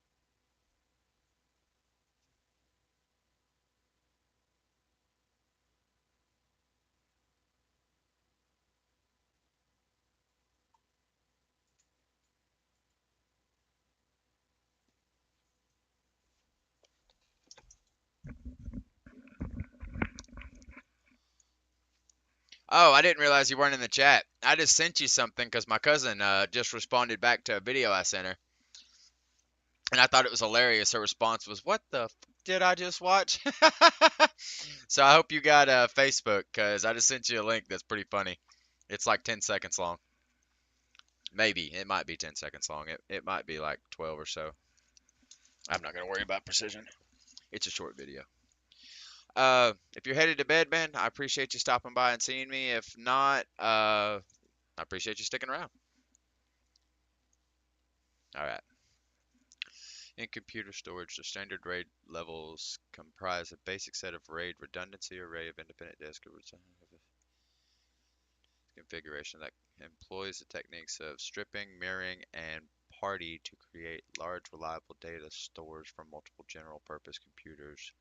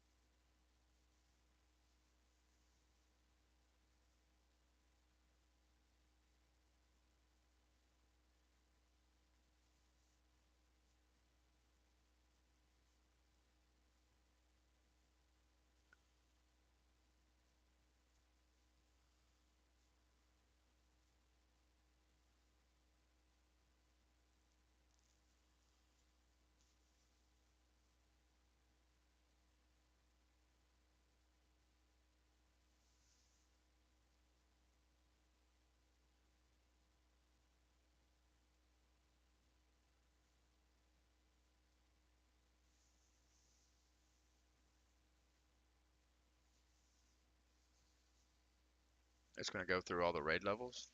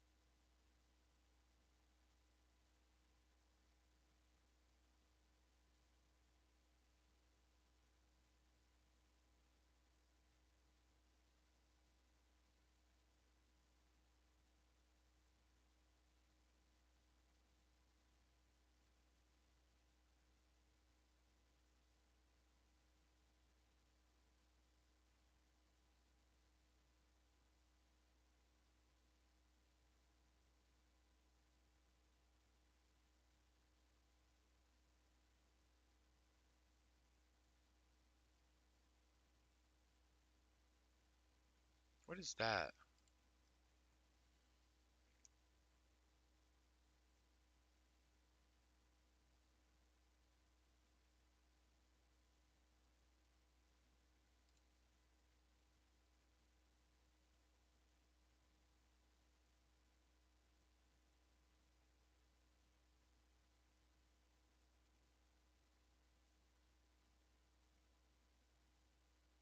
RAID 6 is part of RAID 5. It looks like it's all stripping all the way to like. It didn't go over.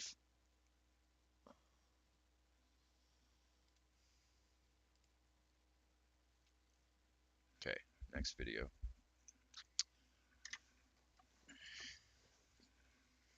User backups.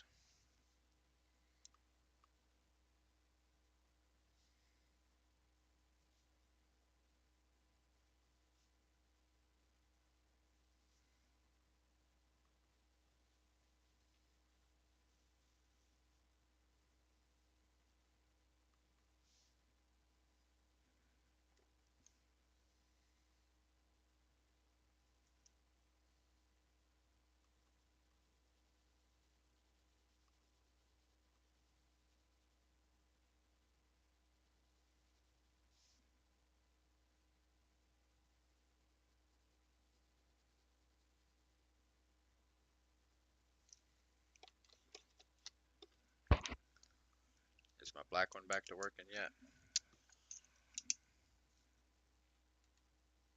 Oh, it looks like it is. Looks like it just had to settle. Let's switch back to black.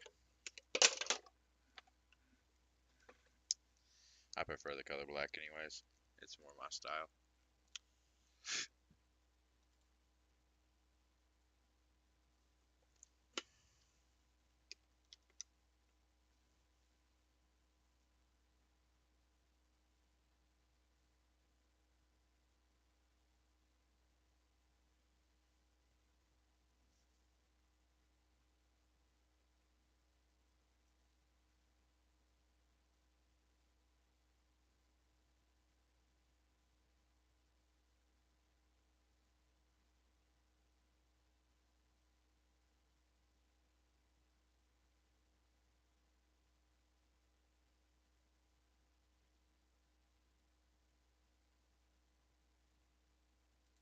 As an IT support specialist working closely with users in your organization, the topic of user backups is sure to come up. We've already covered backing up mission critical operational data, but what about the spreadsheets and PDFs on Carly's laptop? She's going to want to make sure that she doesn't lose those if her laptop gets stolen. While it's important to have a backup solution for infrastructure and critical systems, Oh, I didn't drink. you also have to think about your users and their valuable files. Ensuring reliable backups for client devices is a bit more challenging than infrastructure devices. There are likely to be lots of more client devices to back up compared to infrastructure ones. Plus, there are laptops, phones, Crap. infrastructure ones. Plus, there are laptops, phones, and tablets that won't be in the office all the time. One solution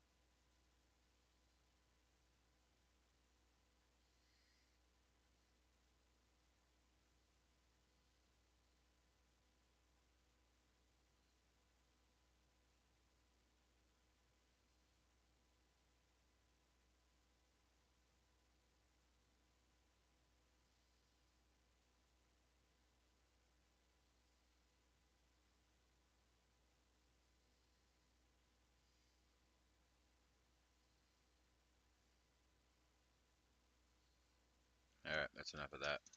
Back at it. One solution to user backup is to use a cloud service. Is to use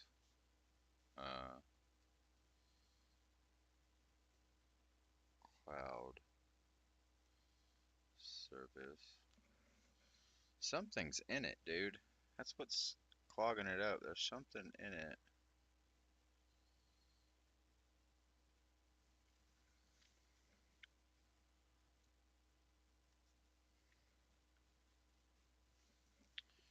Designed for syncing and backing. Designed.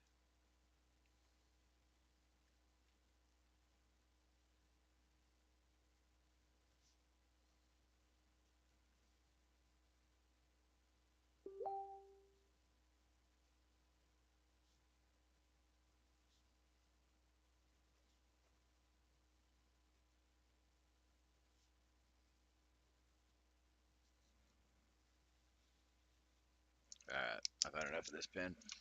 It was writing real good for a couple words, but then it just died on me.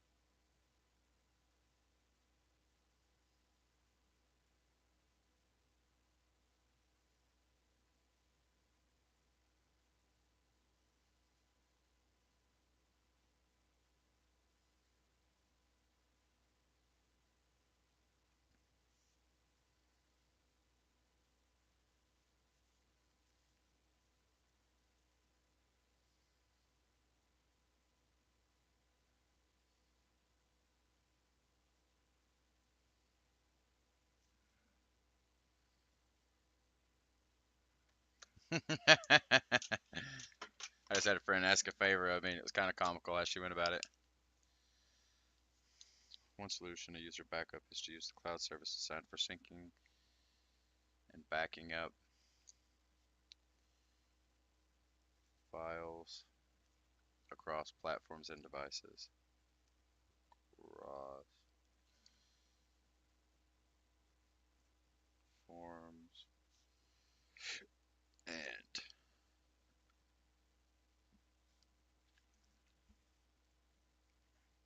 some examples of these are things like Dropbox, Apple iCloud, and Google Drive, which are simple and straightforward to use. Solution to user backups is to use a cloud service designed for syncing and backing up files across platforms and devices. Some examples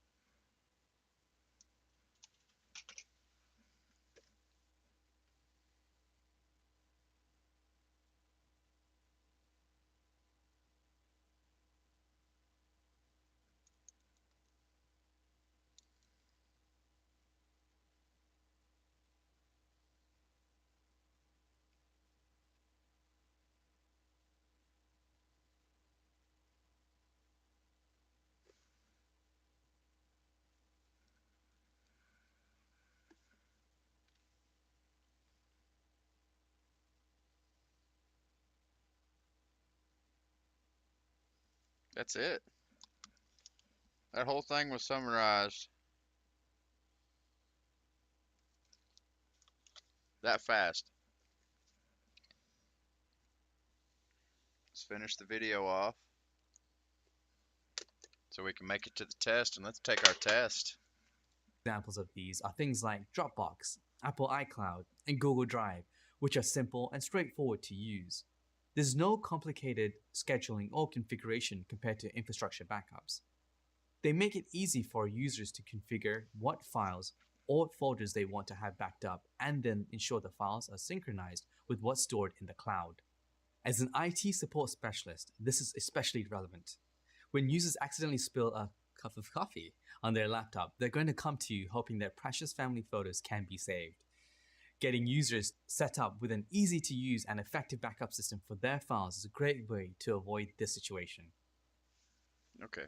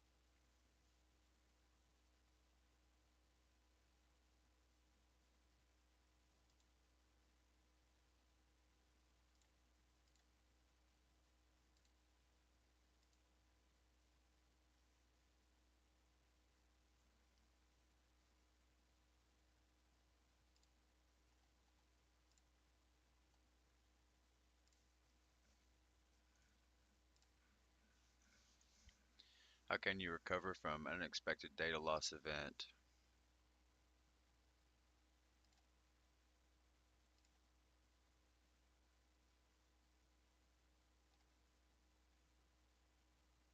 What's a post-mortem report again? That's a description, right?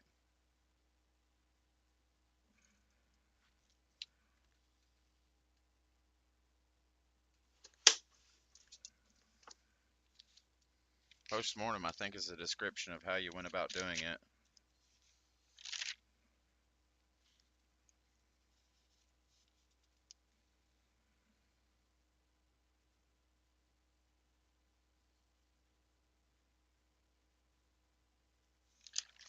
Backing up your data. There's a spot where it talks about post-mortem.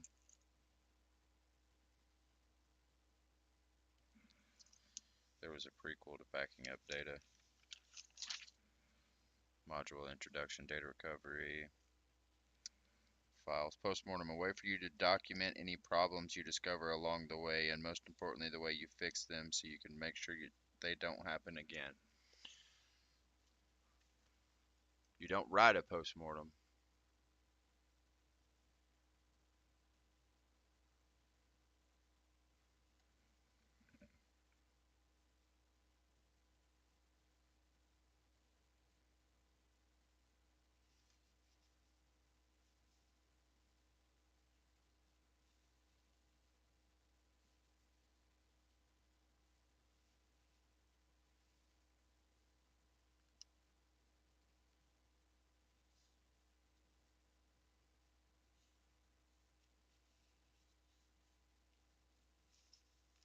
I don't think it's post-mortem.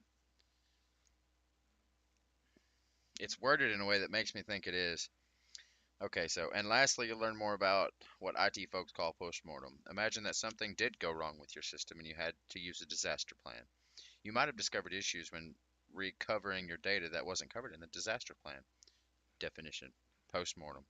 A way for you to document any problems you discover along the way, and most importantly, the ways you fix them so you can make sure they don't happen again.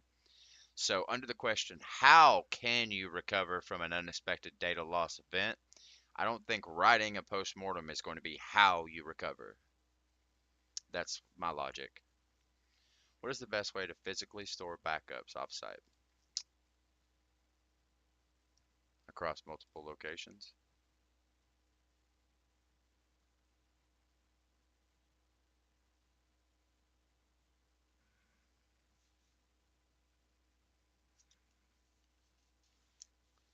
I think it's multiple locations.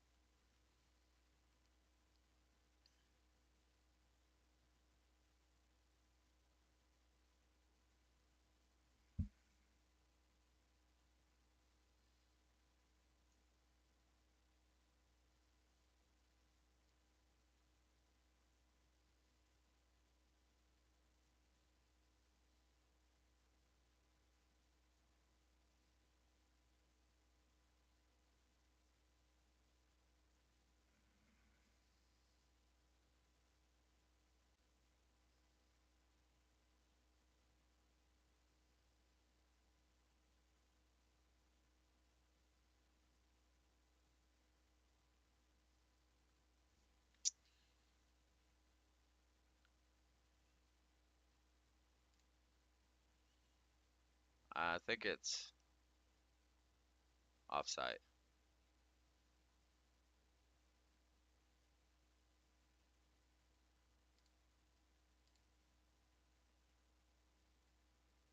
Should download folder be included?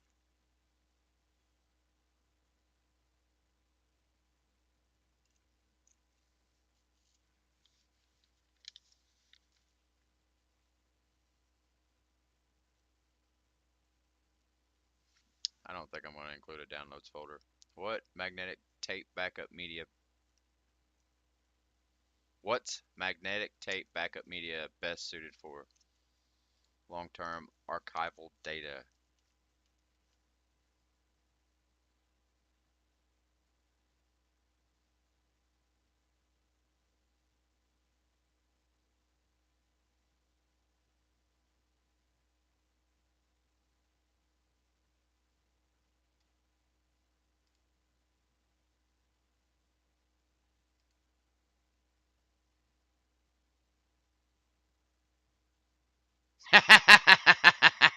To prove the system is flawless and the IT team deserves a pay raise.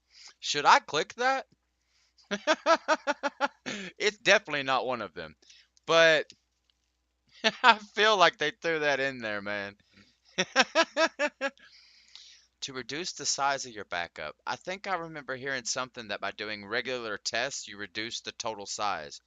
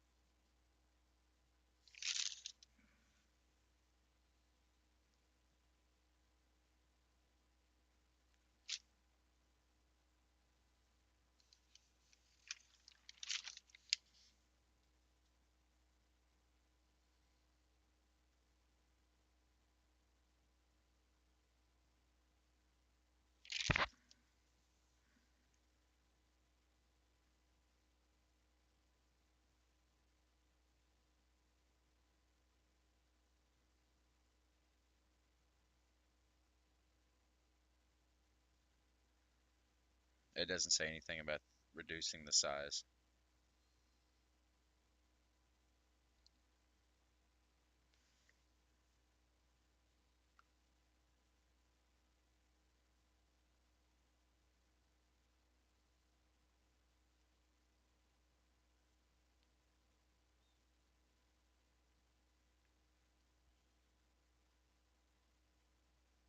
I think it's differential. For some reason, my brain's telling me incremental.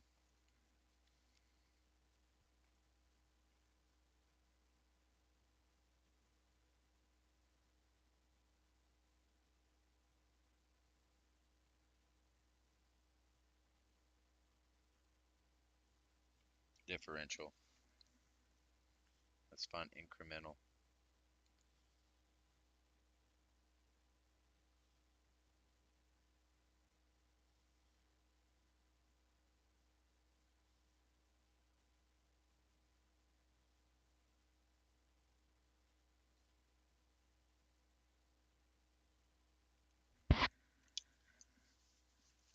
Incremental.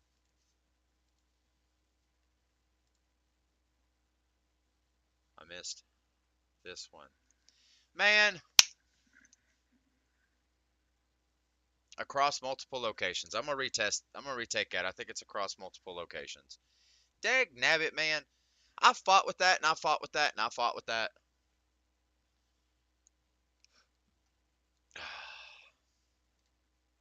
Let's try it again. How can you recover from an unexpected data loss event? Restore data from backups, from damaged devices. What is the best way to physically store across multiple locations? Should include an organized firewall configuration, sales database. Long term, why is it important to test backups and restoration procedures to ensure backups, to ensure relevant, incremental. Dang it, man. I thought I seen something about it being across multiple locations.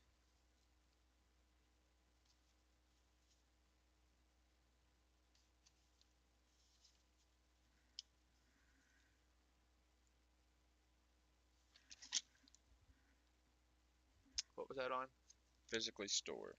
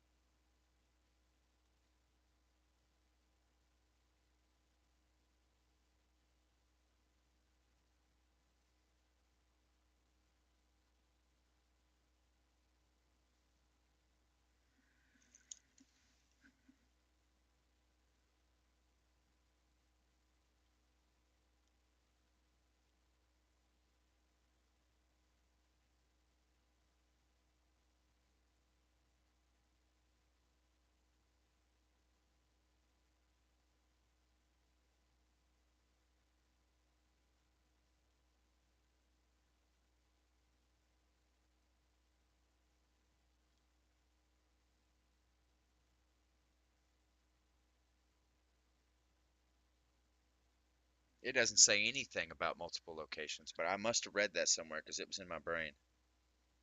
I just read the entire note from backing up your data. Here's backup solutions. Here's on-site, off-site. It's actually recommended.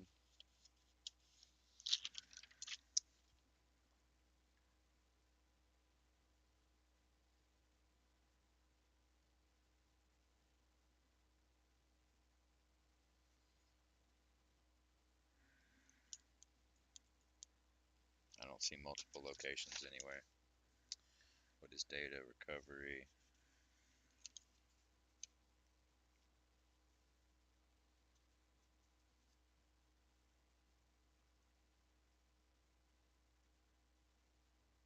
I don't see it, man.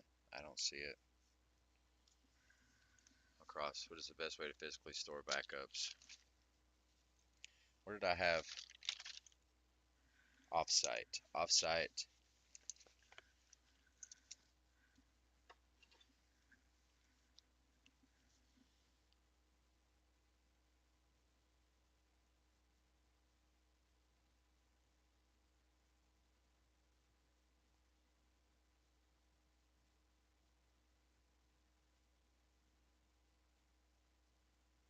Okay, I'm all caught up.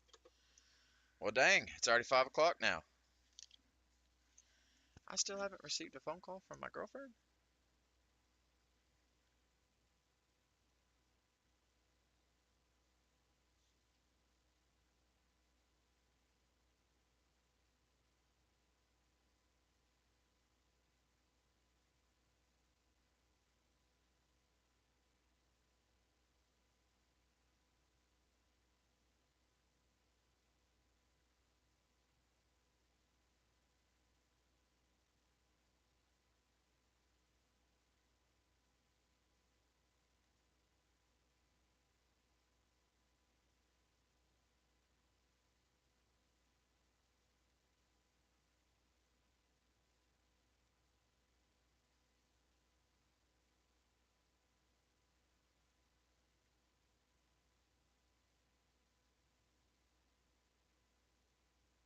Alright, I'm gonna hop up and pee real quick. Shouldn't take me but just a second to get back. And we'll pick back up and keep moving on to the next one. Go to next item. Just one video, then another practice test. Long video. 2 videos, shoot. 2 videos and a practice test. So that's going to take me the rest of the day. 9 minutes. Dang. But I'll make it to here, which is just 2 more videos and a practice test. Alright, I'll be back. I'm going to go pee.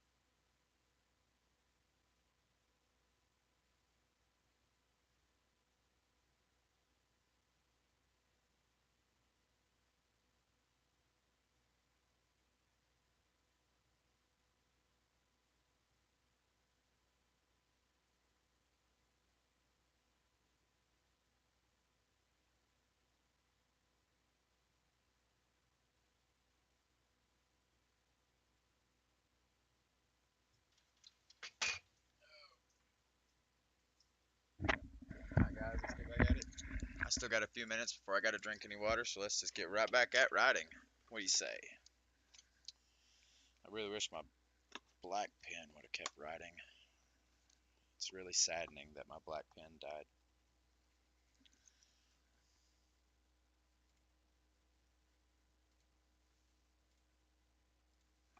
Oh.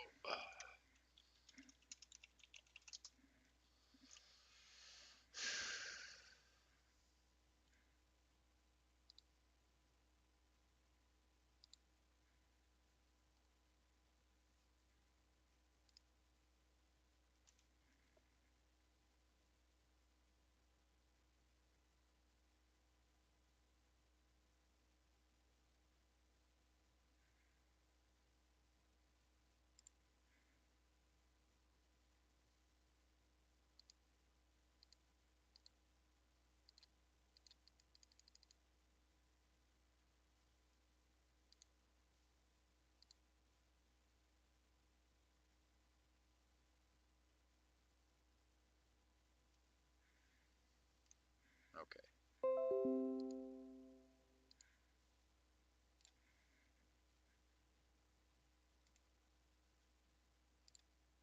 Alright, let's get back to it, guys.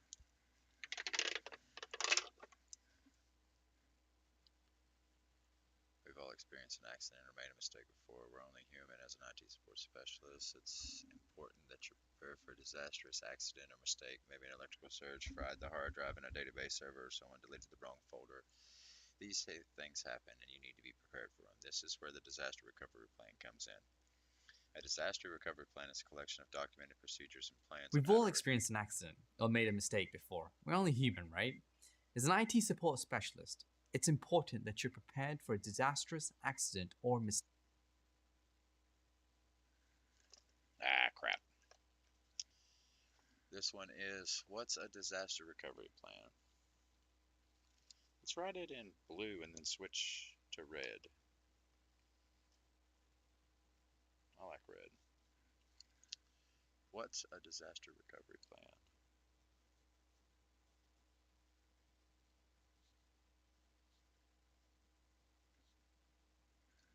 SASTER. SASTER recovery plan.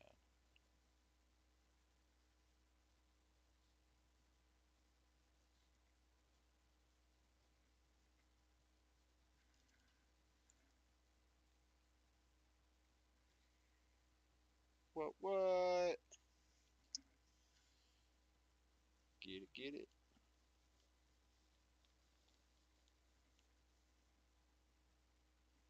Let's go here. Let's go here. You know, I'd have never thought at the age of 30 I'd start taking off writing as much as I have. Talking to people I met in rehab is just reminding me, since I started rehab in 2019, I haven't stopped writing. I'm just learning and writing, dude. It's like they implemented the learning into my system with the Bible and made me passionate about learning through the Bible.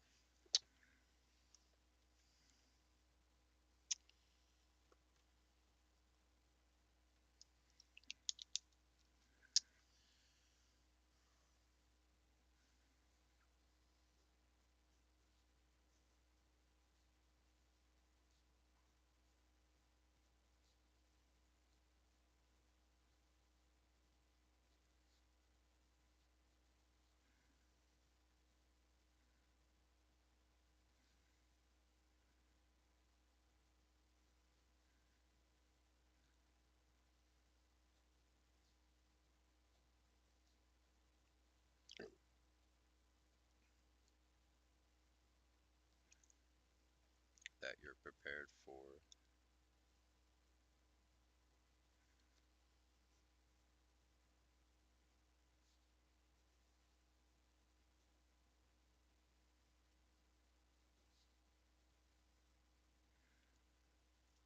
A disastrous accident or mistake. A disaster. O-U-S. Accident or mistake.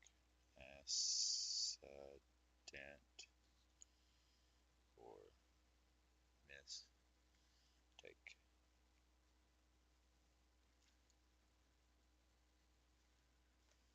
mistake.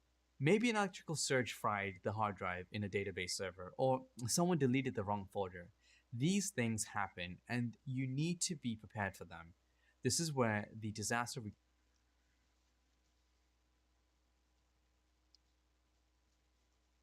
This is where the disaster recovery plan. Disaster recovery plan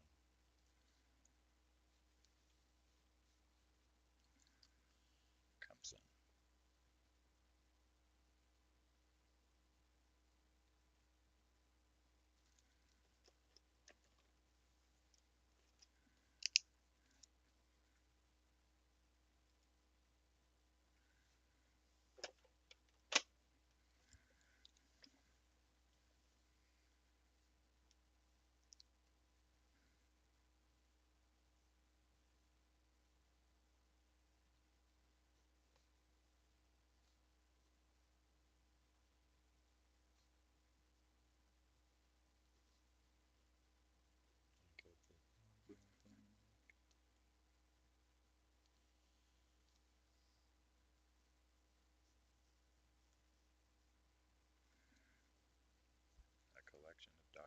procedures and plans.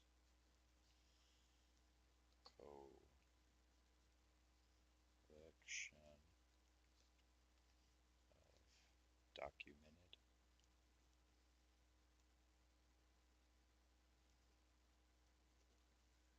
procedures.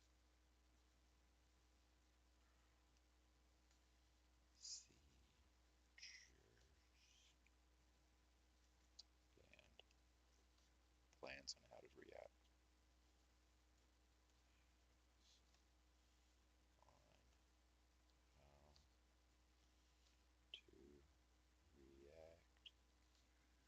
and handle an emergency or disaster.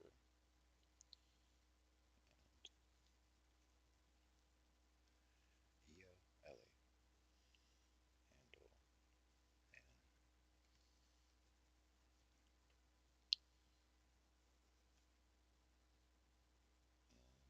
NC or disaster scenario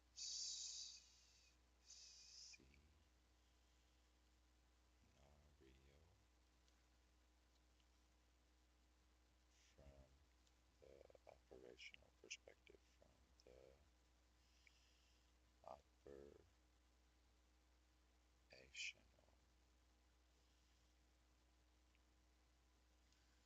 perspective.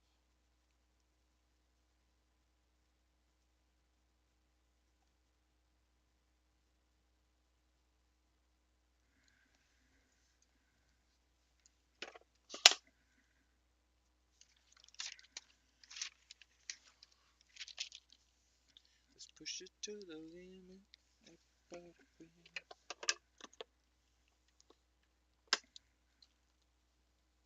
Come on now. Don't giveth me thine problems, letteth me organizeth you. There you go. Almost. The closer I get to the end of this, the harder it is to get this thing to stay still and ride on. It is not trying. It does not want to. There we go. Your body is a weapon.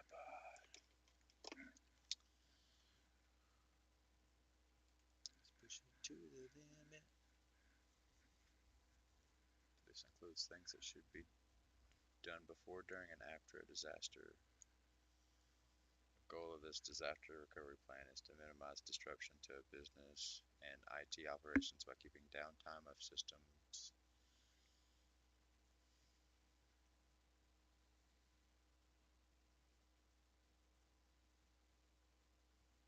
Recovery plan comes in. A disaster recovery plan is a collection of documented procedures and plans on how to react and handle an emergency or disaster scenario from the operational perspective. This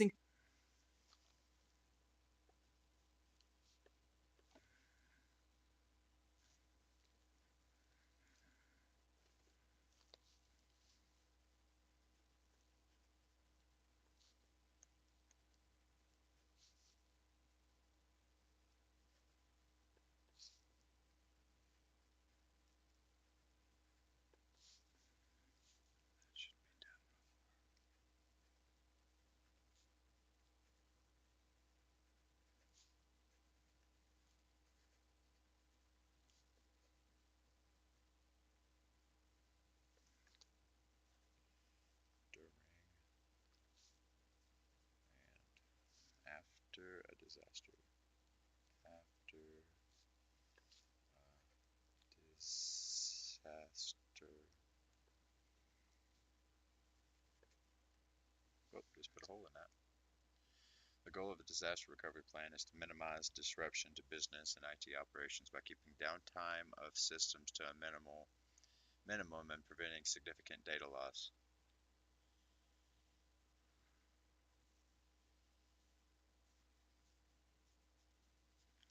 Huh. includes things that should be done before, during, and after a disaster. The goal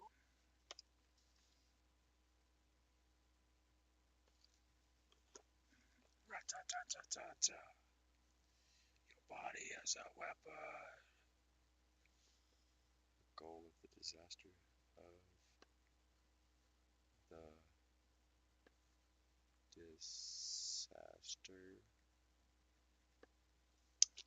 recovery plan.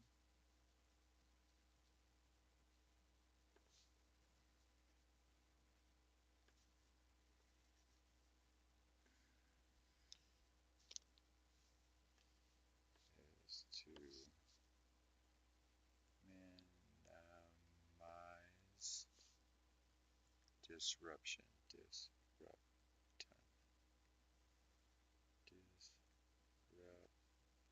To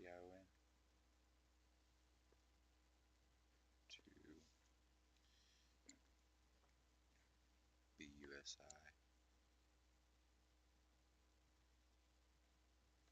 To business and IT operations. And IT.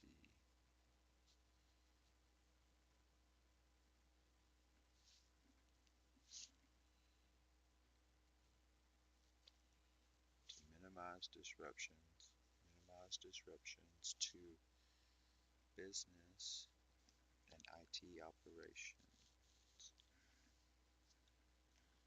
The goal of the disaster recovery plan is to minimize disruption to business and IT operations by keeping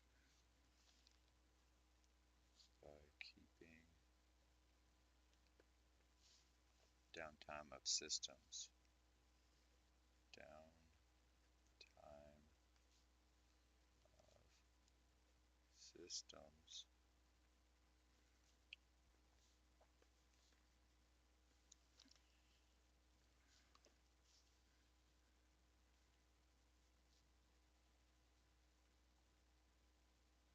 Is there an E at the end of minimum? No.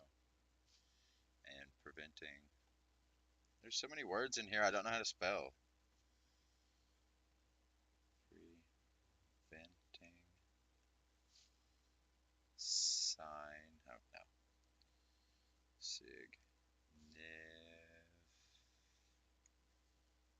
Can't. Data loss.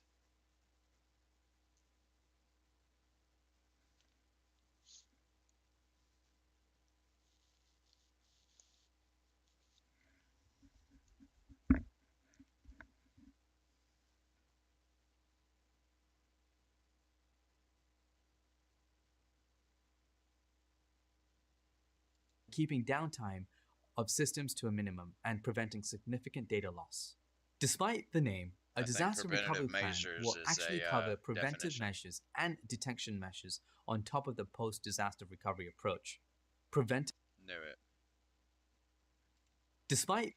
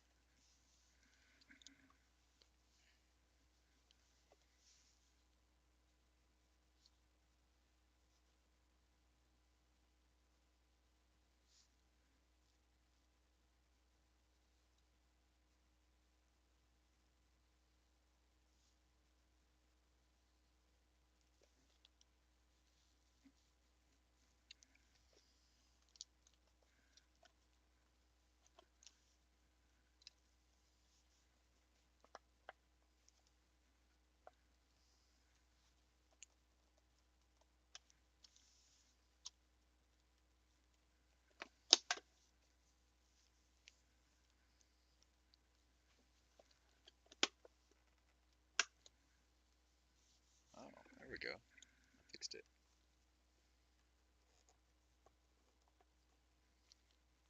Disaster recovery plan. Dang it. I had it fixed, bro, and then I messed it up.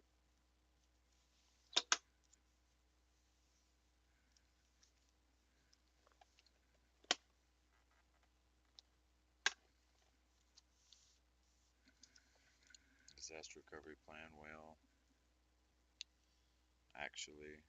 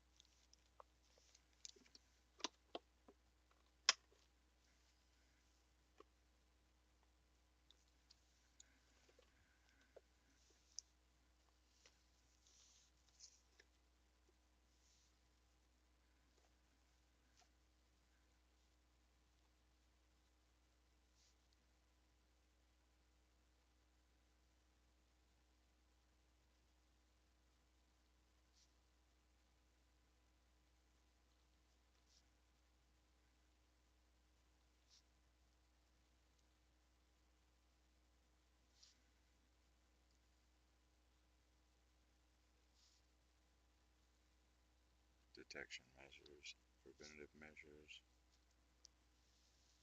oops, and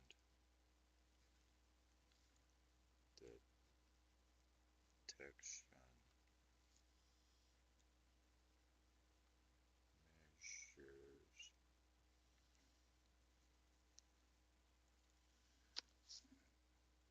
on top of the post-disaster recovery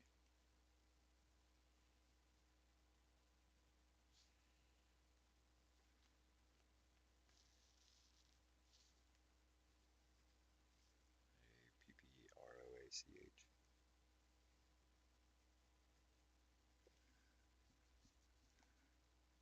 The name, a disaster recovery plan will actually cover preventive measures and detection measures on top of the post disaster recovery approach. Preventive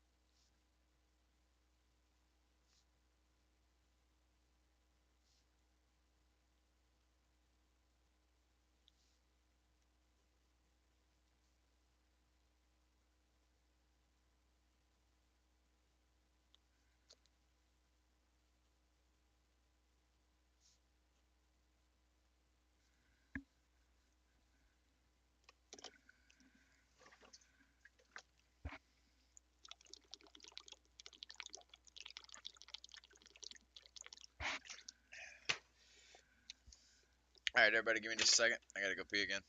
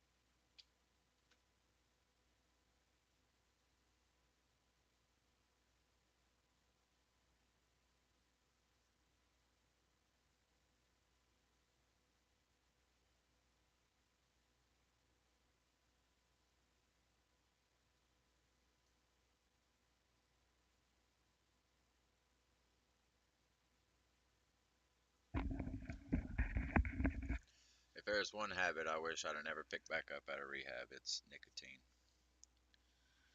And I only really picked it up because the loss of my brother. I pretty much had it whooped until I lost him. And I know that's no excuse. I should have strength and whatnot, but I'm still just human. And he was one of the main reasons why I even got sober. So, him and my mom.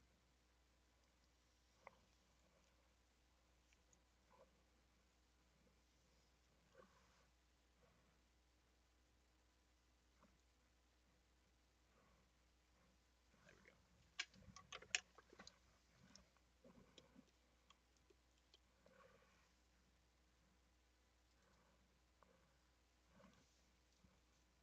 Can't believe I drooled on my papers. There's a bleed through quite a few of them. I drooled on my papers.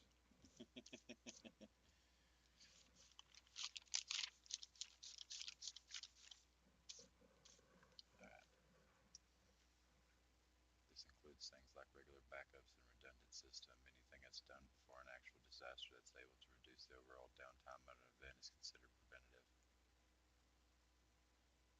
Preventive measures cover any procedures or systems in place that will proactively minimize the impact of a disaster. This includes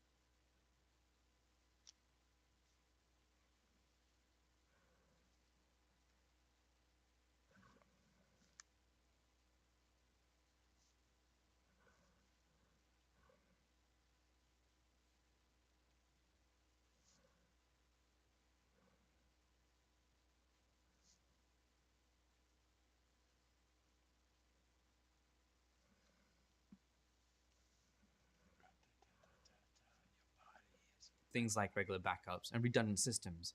Anything that's done before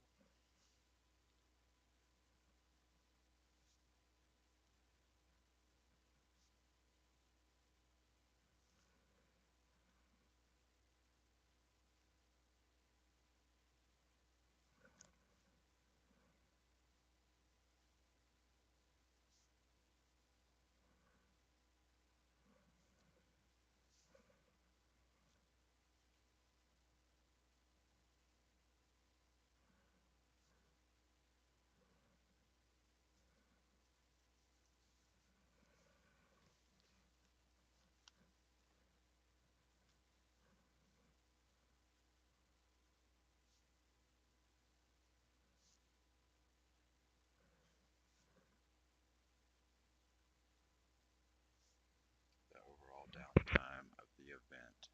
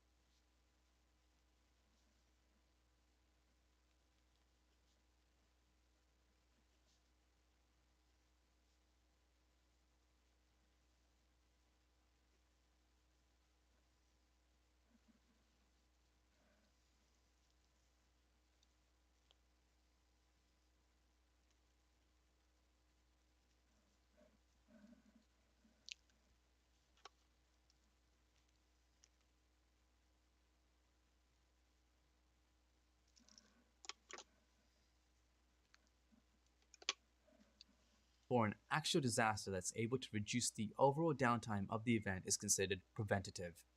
For example, it's standard for critical network infrastructure or servers to have redundant power supplies. They're often fed from different power sources like battery backup. This is designed to minimize the downtime that would be caused by one power supply failing or a power outage. That would be a preventative measure. Detection measures. I don't know why I done that.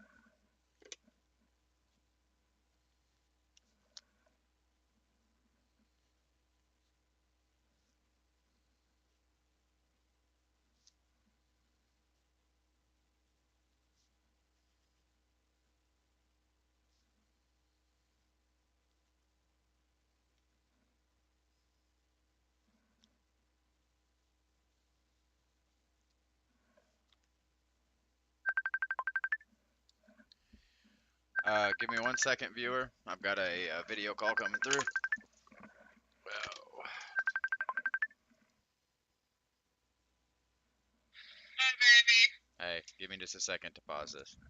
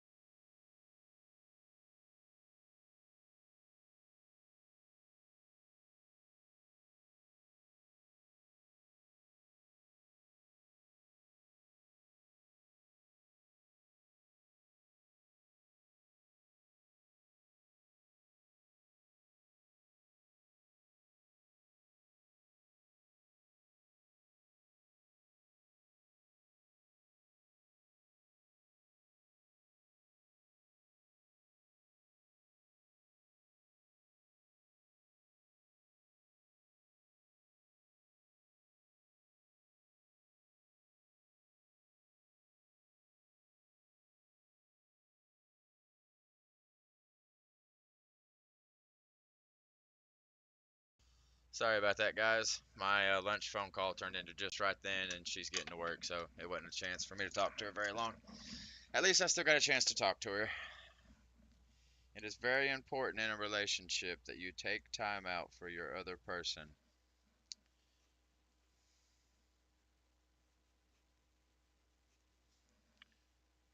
You and your team that. You and your team that. A disaster has occurred. A disaster has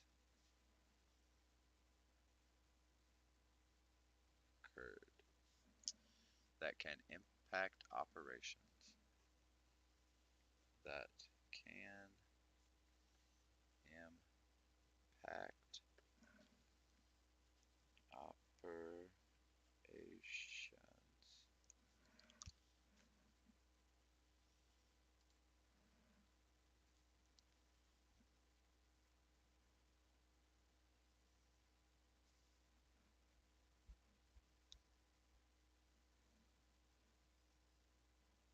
Are meant to alert you and your team that a disaster has occurred that can impact operations.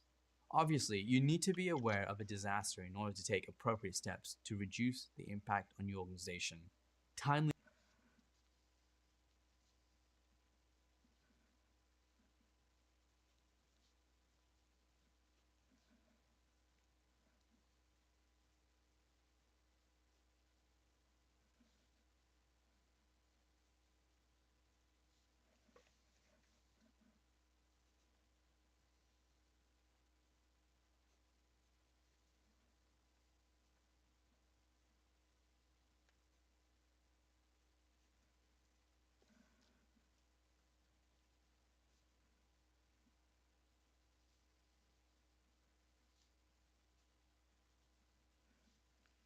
Of the disaster recovery plan.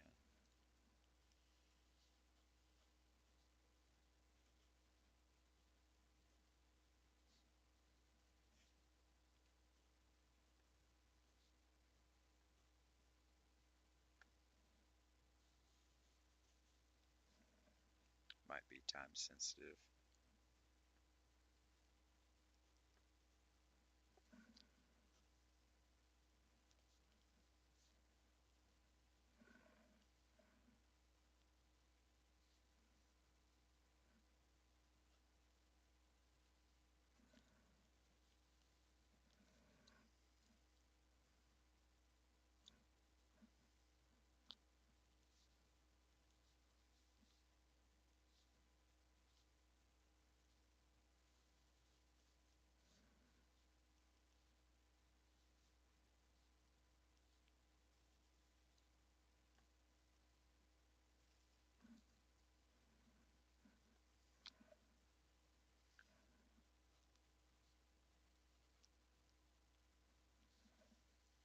There's no data loss.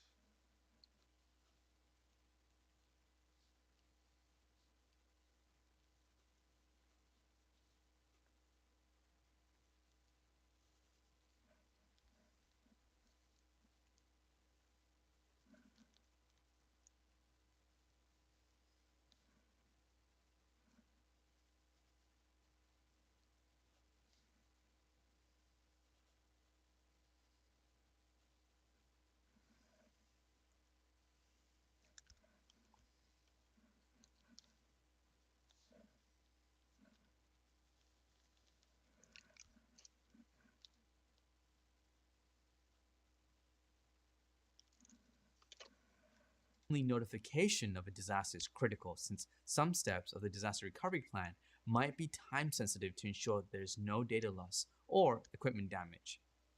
If there's a power outage, for example, critical systems should fall back to battery power. But battery backup power will only keep the systems online for so long. To avoid potential data loss or damage, these systems should be gracefully shut down before they completely lose.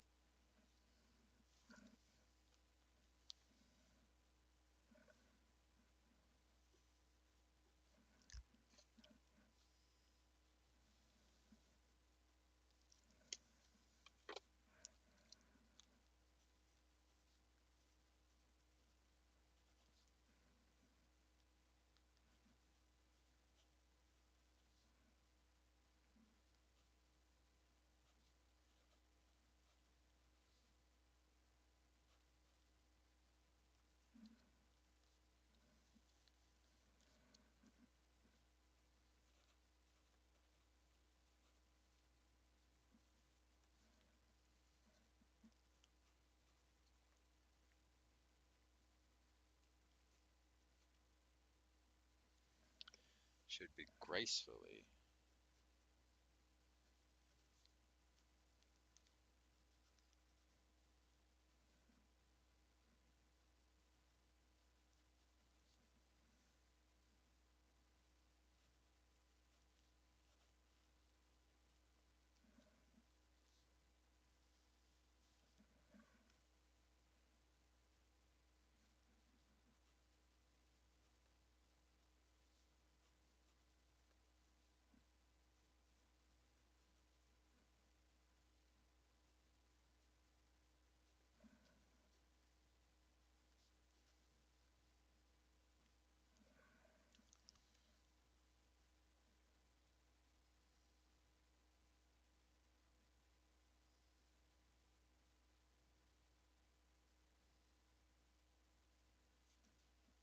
lose power.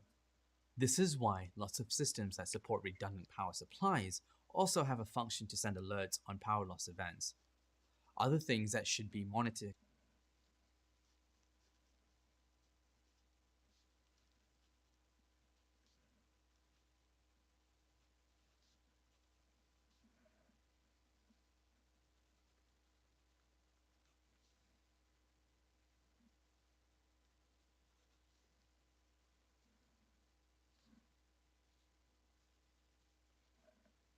To help head off any. To help head off any unexpected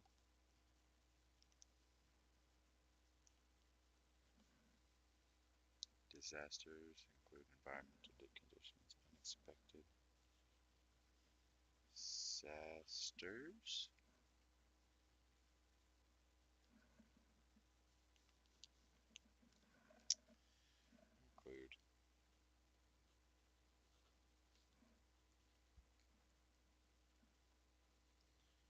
environmental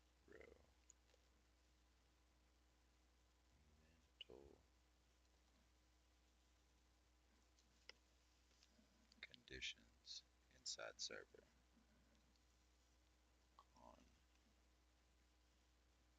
Conditions inside server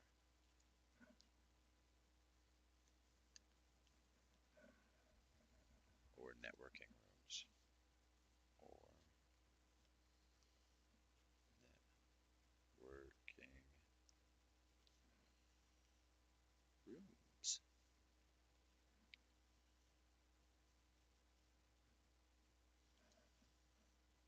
FloodSense seems like a definition. to help head off any unexpected disasters include environmental conditions inside server or networking rooms. Flood sensors can alert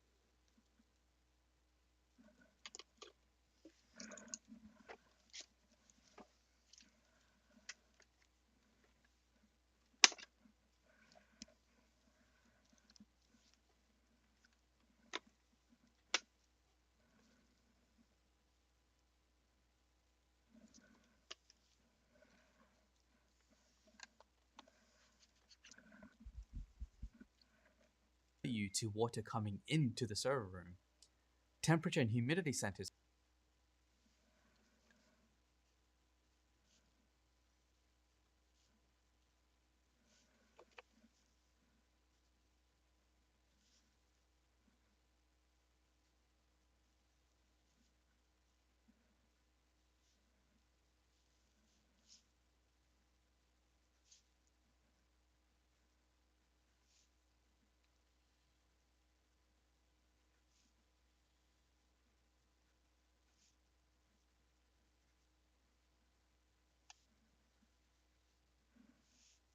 Can watch for dangerously high temperatures. Can watch for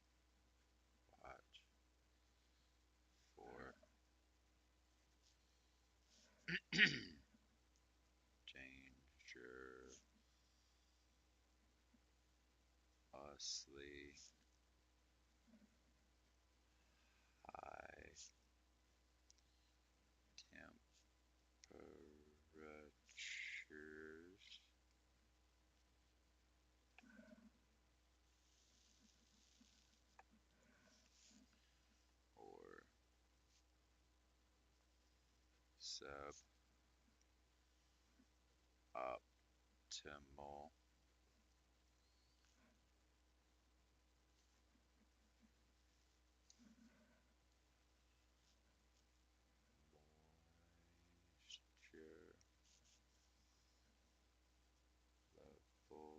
levels in the air.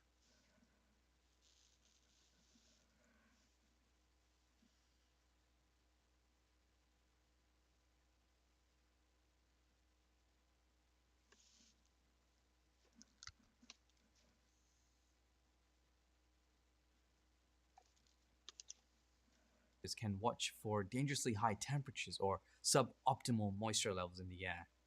This can alert you to failed cooling.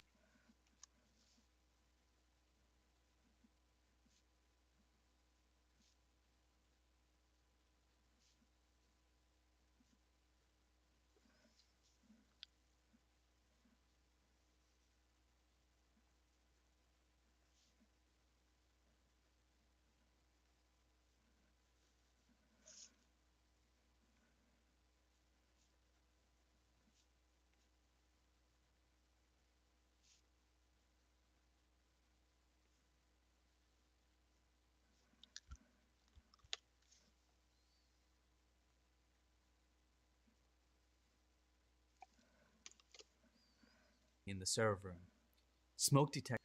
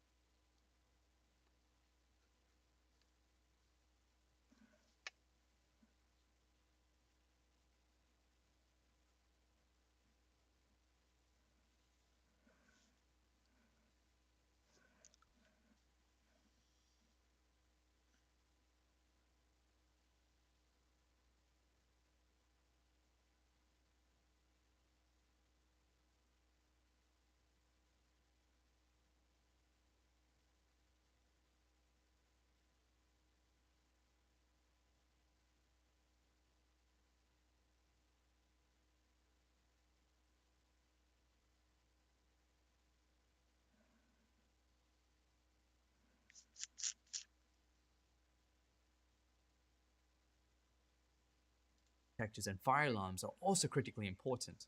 Remember that it isn't just the technology that's necessary for a business to continue to operate. You also need the people working there. The specifics of building evacuation usually fall to the building management team, but As an IT support specialist, you will likely work closely with some members of this team on things like power delivery, heating and cooling systems, and building evacuation. If there's a fire and the building needs to be evacuated, you should be prepared to set up temporary accommodations so people can still work effectively. This might be as simple as sending everyone home for the day and having them work from home, but you should be prepared for the situation ahead of time and have a plan in place to ensure that everyone is able to work from home effectively. Finally, corrective or recovery measures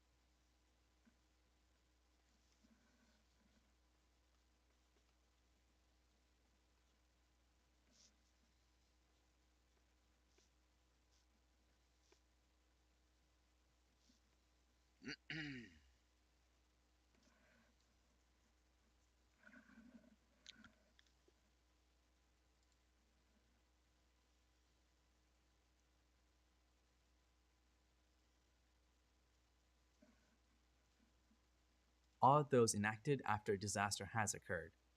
These measures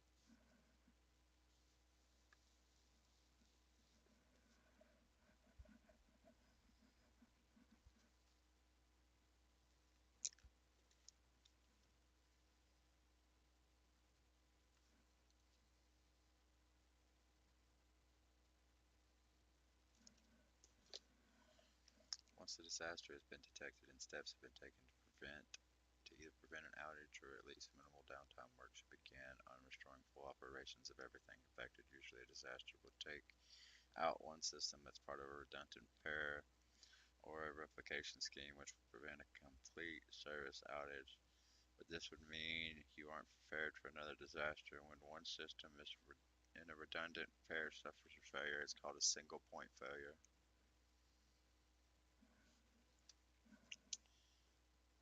Let's play that all the way to there. involve steps like restoring lost data from backups or rebuilding and reconfiguring systems that were damaged. Once the disaster has been detected and steps have been taken to either prevent an outage or at least minimize downtime, work should begin on restoring full operations of everything affected. Usually, a disaster will take out one system that's part of a redundant pair or a replication scheme, which would prevent a complete service outage. But that would mean you aren't prepared for another disaster. When one system in a redundant pair suffers a failure, it's called a single point of failure. This Cool. when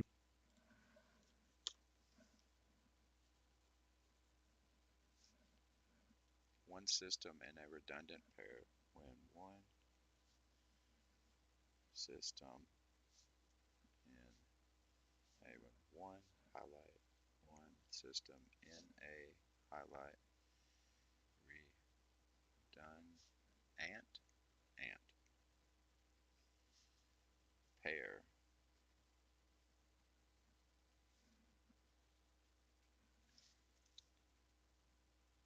suffers a failure,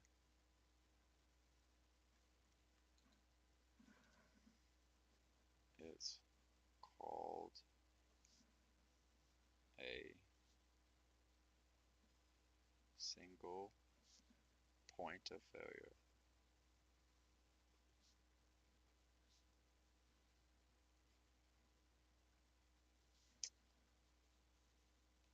That's neat. This is because it only takes one failure now to completely take the system down.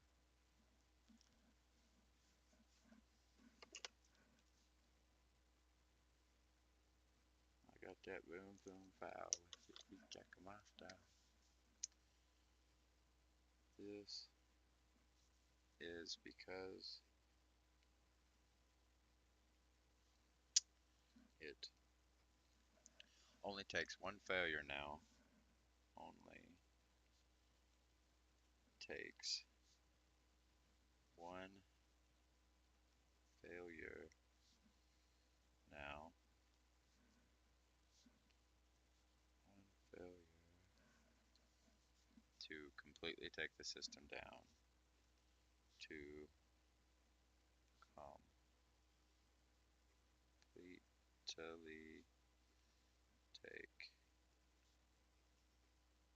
the system. Completely take the system down.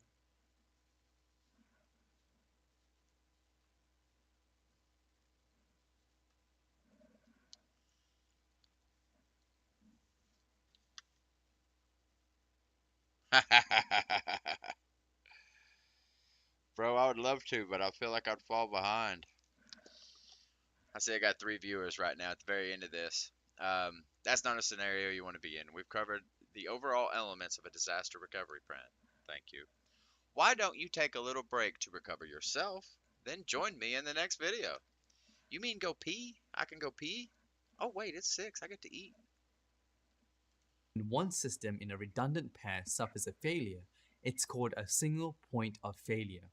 This is because it only takes one failure now to completely take the system down. That's not a scenario you want to be in. We've covered the overall elements of a disaster recovery plan. Why don't you take a little break to recover yourself, then join me in the next video. I will recover myself.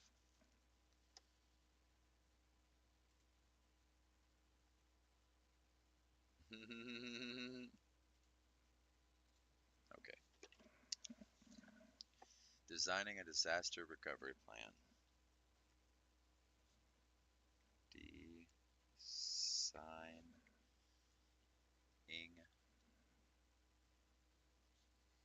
a disaster recovery plan. Recovery plan.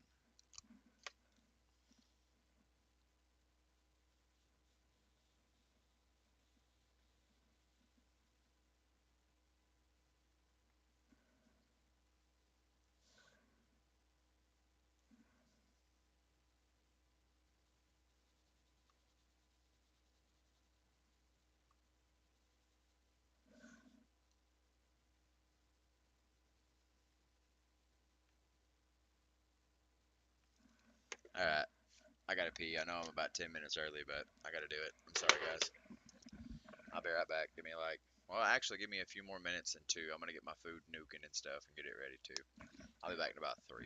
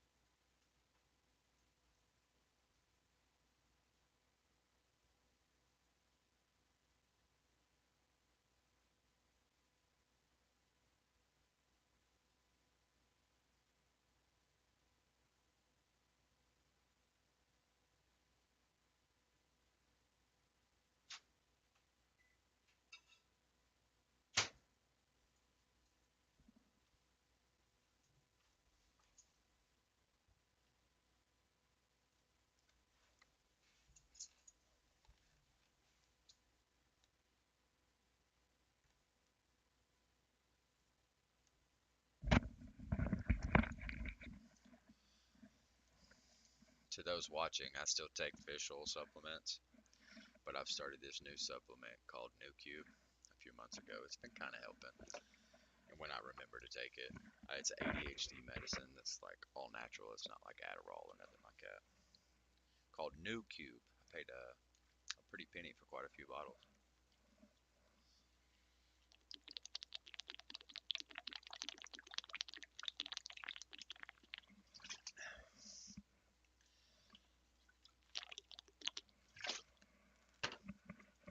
I should also point out that new is spelled no.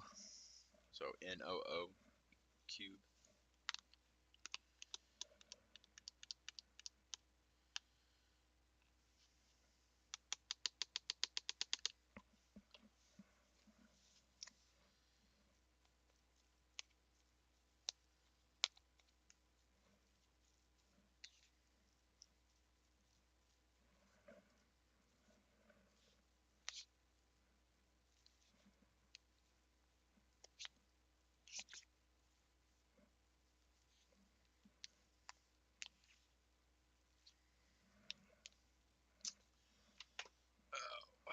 Let's show you guys what I'm eating while I'm eating it. Oh gosh.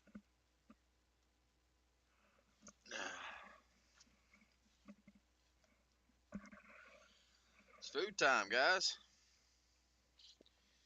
So what you're watching me eat now is chicken, rice, and veggies with some hot sauce in it. I should have been born Spanish. I make everything I own hot. I also like to cut it up into little pieces so I get like what feels like more chicken per bite. It's an ADHD thing or an autism thing. I'm not really sure which A word it is, but it's like it makes my mouth happy to be able to chew the goodness more.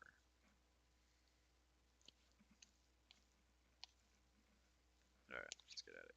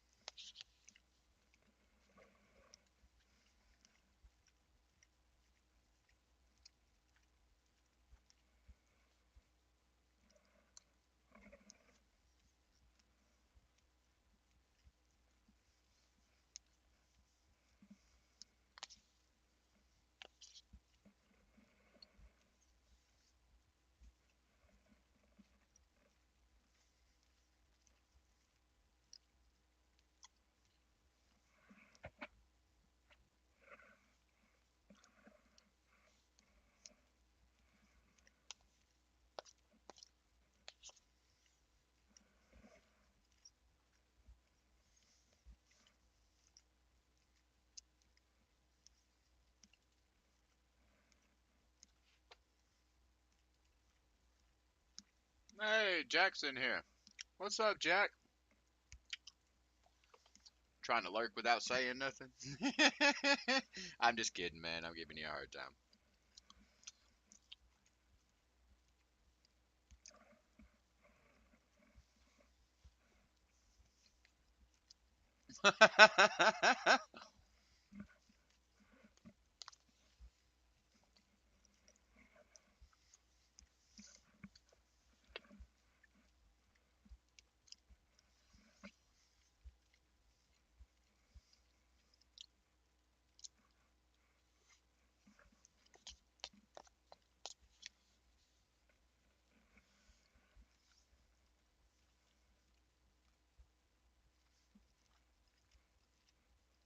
How you been doing today, Jack?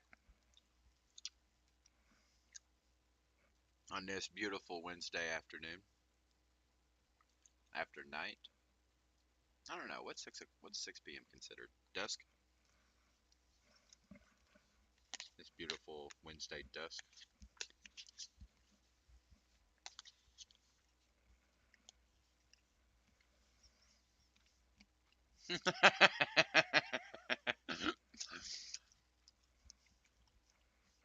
Figure out how they're smoking you, man, and make adjustments. For me, it was mainly just speed. I had to make everything faster. Now it's getting to the point in the C2 areas where I have to make everything hit stronger while also being faster. So just see what you're lacking, and that'll be your next step. If it's speed, work on speed. If it's power, work on power. How you doing anyways? Like, out of the 20 attacks you got, how frequently are you winning? I understand smoked is like not very good, but like how not good is it?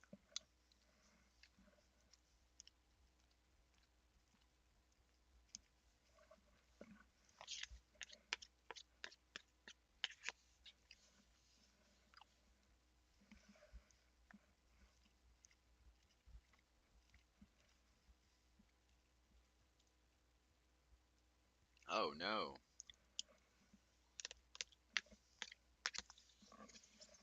Dang, bud. I'm super sorry to hear that. I know how rough that could be.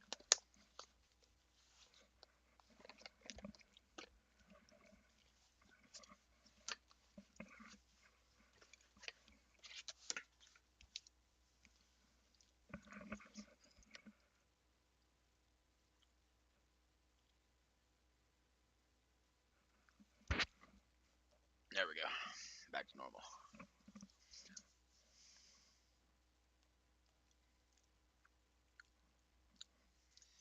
To be honest, man, I've only used free rune removal on like one mon at a time. I've never used it for like all of my inventory. It makes me too nervous. What if I get into a battle and I really could have won if I'd have just used the faster set instead of the stronger, or went with the violent set instead of the despair set. So I don't like switching runes. That's why my Bale Bali, the fire demon. That's why he's set on despair for as long as he has. It works for him, and I'm afraid if I throw him to rage, I'll mess something up.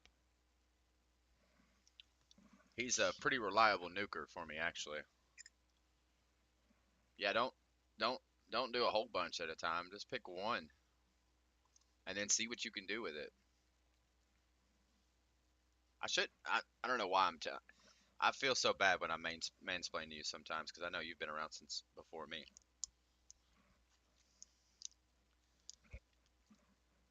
Free rune removal sounds like a trick, is what it sounds like. Every month you get a free one. Why are they giving it to us every month?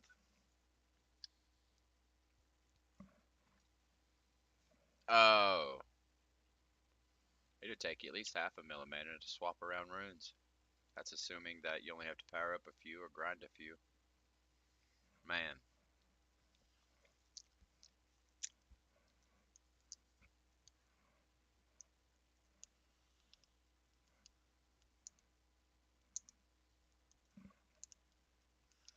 next time you get some mana built up, won't you let me on there and ruin a few mons for you?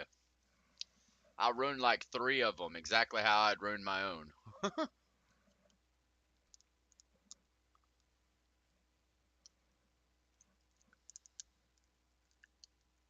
Well, as long as they're attack types. I can't ruin dots. I don't know how to ruin daughters. I guess it's just speed and accuracy. I don't really know. I don't know how to ruin daughters, and I don't know how to ruin the ones that play with dots, like exchange and stuff. I don't know how to ruin those. Stat effect mons I don't know how to ruin. I can ruin you an attacker. I'm real good at attacks.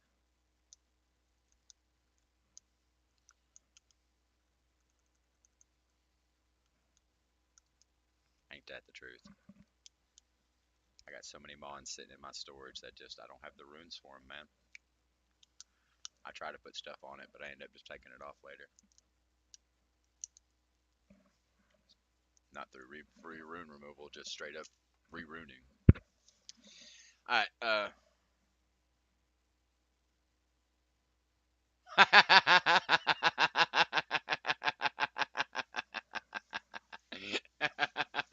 Hey man, don't feel too bad. How many legendaries do you have the ability to craft right now?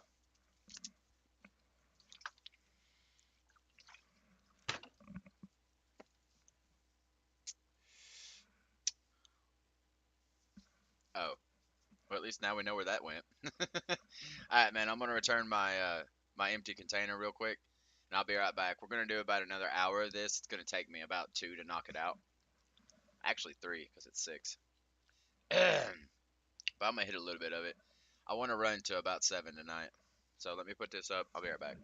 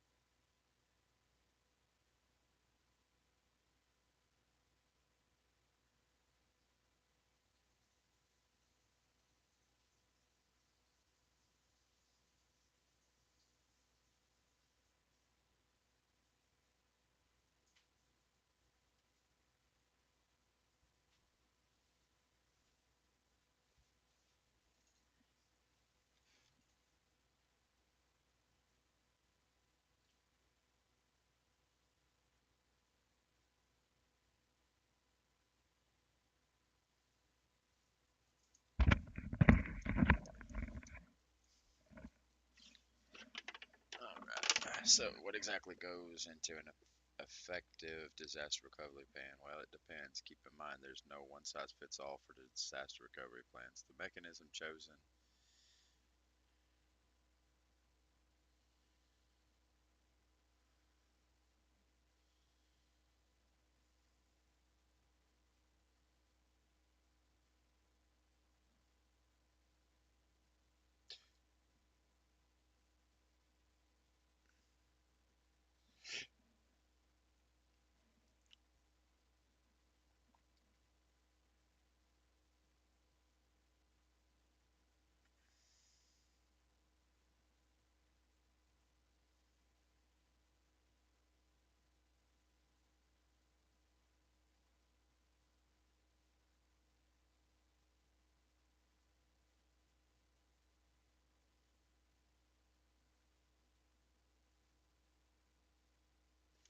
a good way to understand what. Okay, that's where I'm gonna start. So, what exactly goes One size fits all solutions. Throws money at it. into an effective disaster recovery plan? Well, it depends. Keep in mind, there's no one size fits all for disaster recovery plans. The mechanisms chosen and procedures put in place will depend a lot on the specifics of your organization and environment. But we can start by covering the 3 types of measures in more detail. We'll also go over some examples to help give you an idea of what to think about. A good way to understand what to plan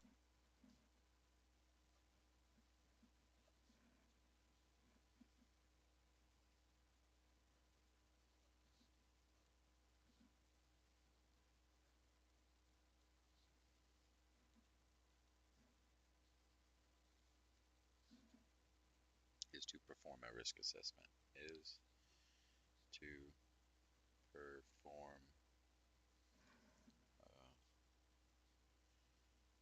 risk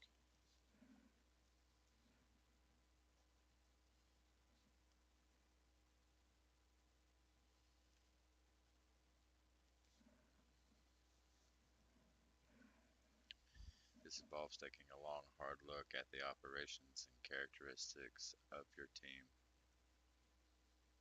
A risk assessment Knew allows it. you to. We'll also go over some examples to help give you an idea. A good way to understand what to plan for is to perform a risk assessment. This involves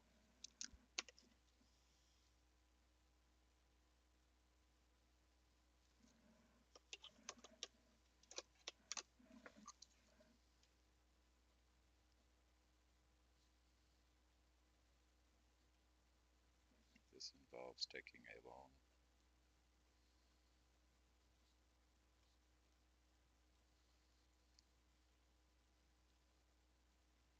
hard look at the operations and characteristics of your team. At the operations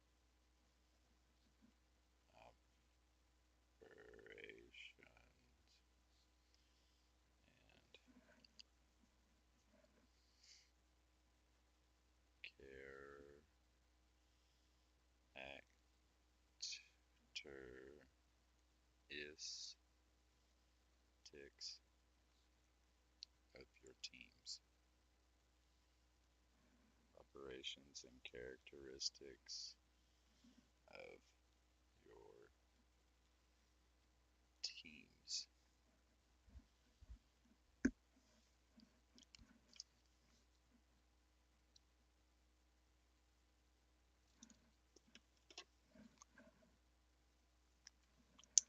Next one's risk assessment, right?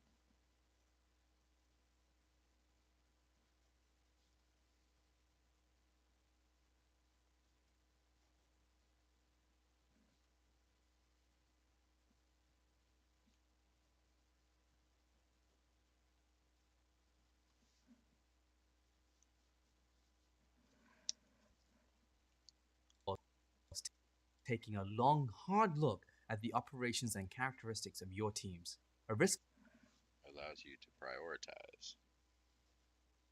Allows you to prioritize certain aspects, certain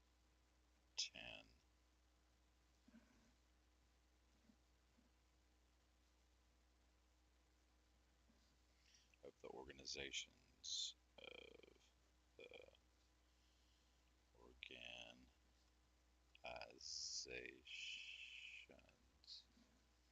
that are more at risk if there's that are more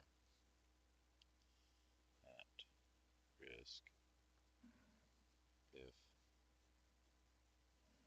there's an unforeseen event,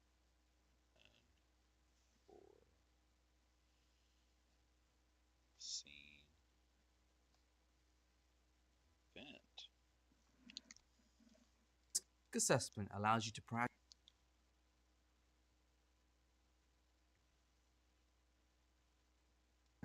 certain aspects of the organizations that are more at risk if there's an unforeseen event. Risk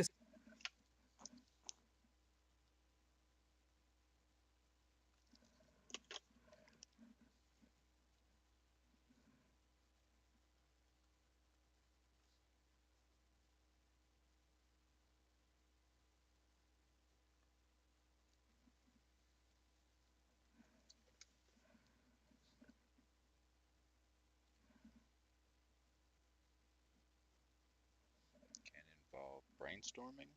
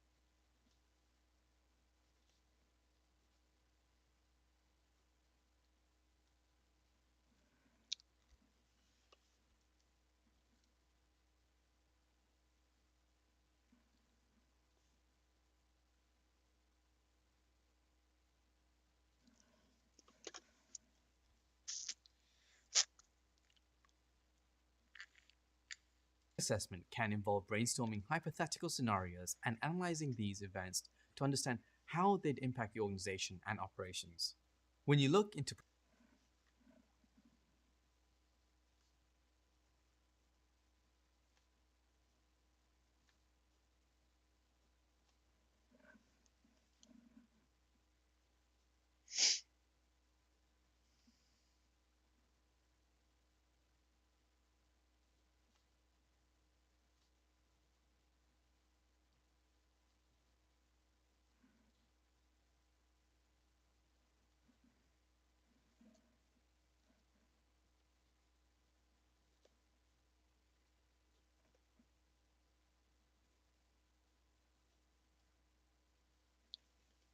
Two systems that like redundancy. Two systems that like redone. Where'd it go?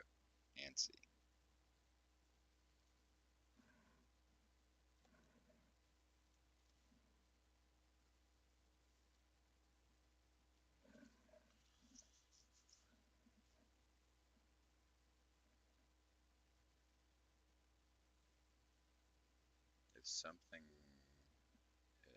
If it's something critical to prevent operations. I may be able to put that there.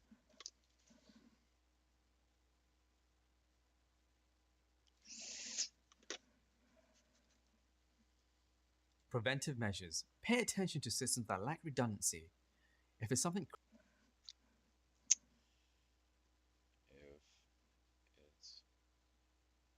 If it's something, ooh, my eye just twitched. Critical to prevent operations. Critical should be like this. Critical to permit. Is there an E there? No. Operations.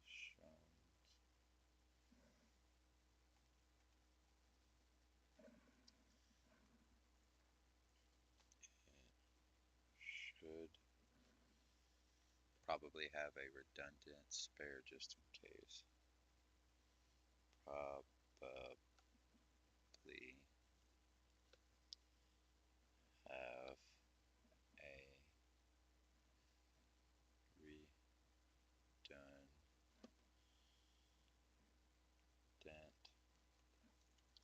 spare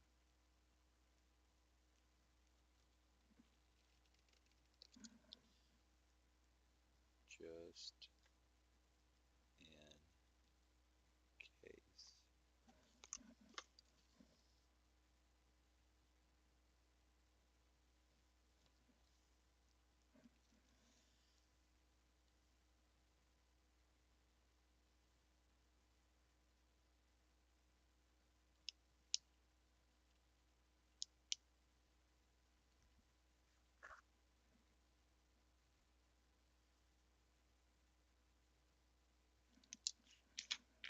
It's also critical that you have data recovery procedures clearly documented.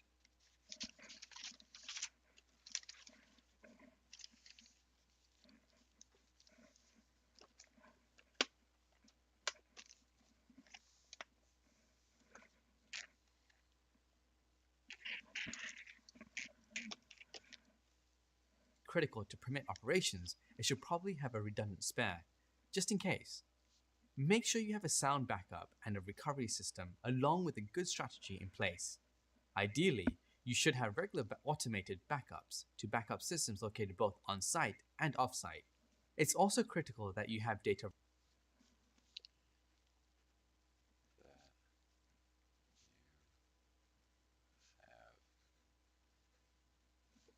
Data recovery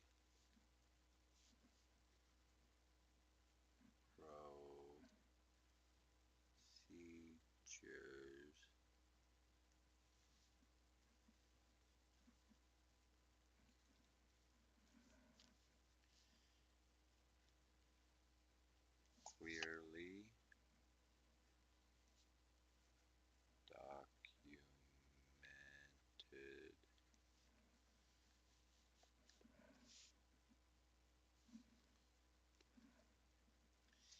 keep up to date and keep up to date.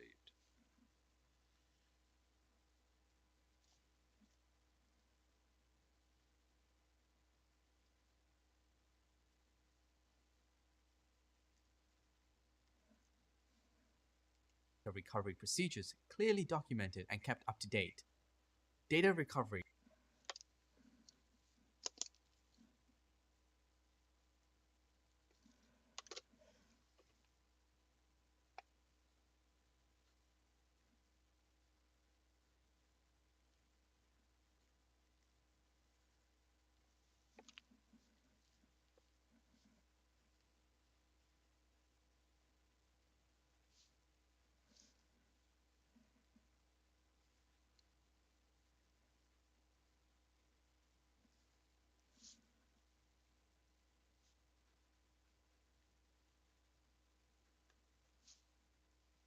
Something you'll rarely do.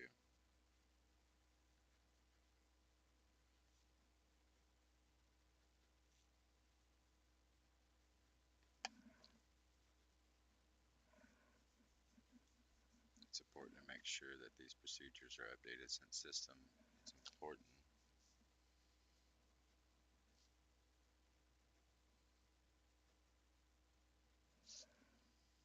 It's important to make sure that these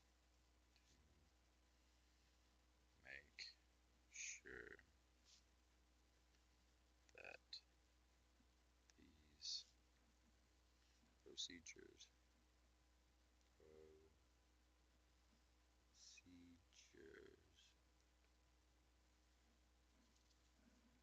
are updated.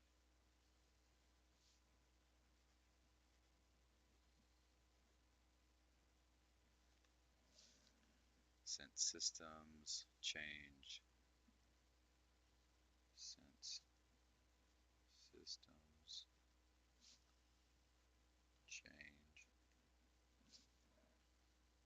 and evolve through their lifetime. And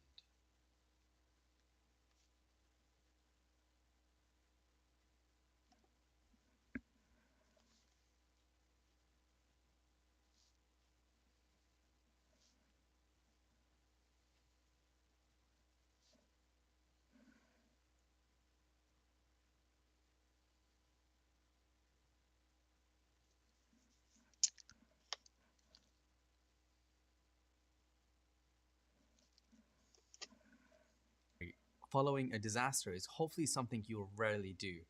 It's important to make sure that these procedures are updated since systems change and evolve throughout their lifetime.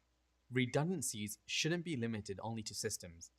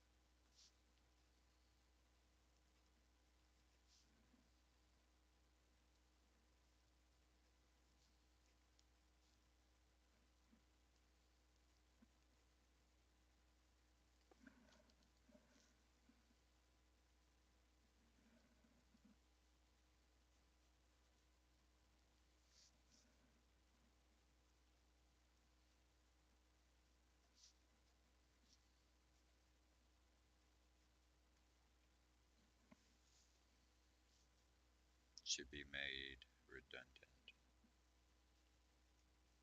Should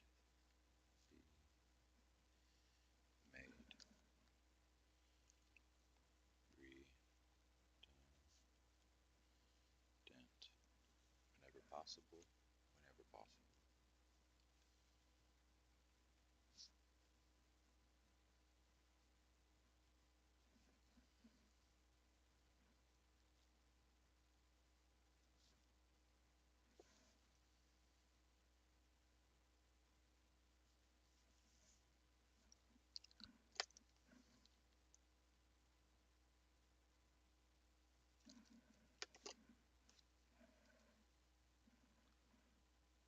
click is that? Anything critical to operations should be made redundant whenever possible.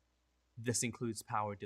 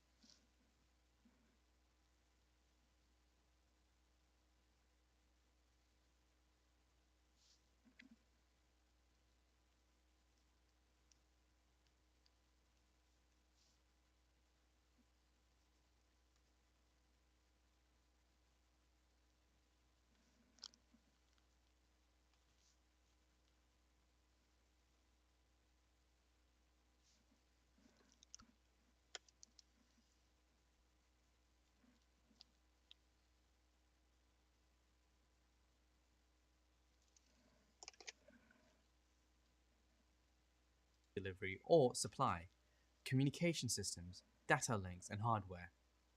Think through the impacts that a disaster affecting each of these aspects would have on your day to day operations. What would happen to your network if the building lost power? Can your users continue to work if the fiber optic data line for the building gets damaged by a nearby construction work? Your core router for the office just burst into flames. Okay, the last one is a little far fetched, but I think you get where I'm going. Another super important preventive measure that should be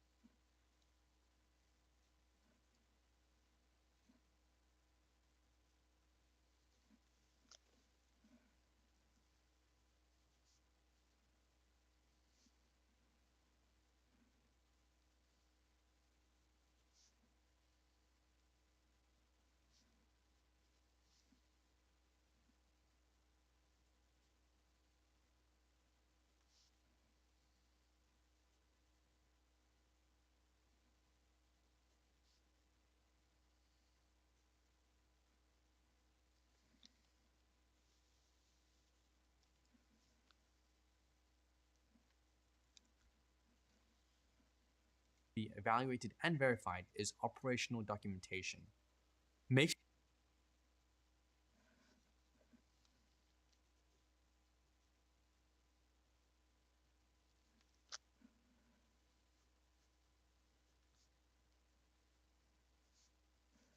Important operational procedure. Every important operational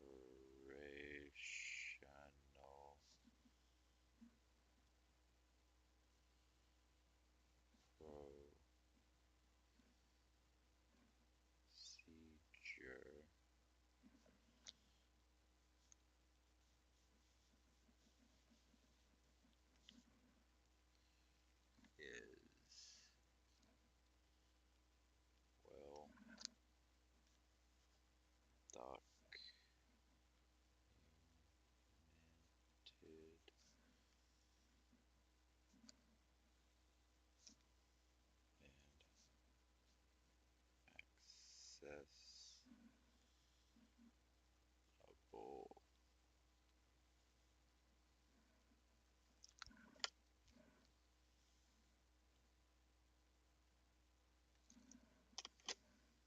sure that every important operational procedure is documented and accessible. This includes things like This is any steps or specific configuration details that are needed to restore 100% functionality to core system and services.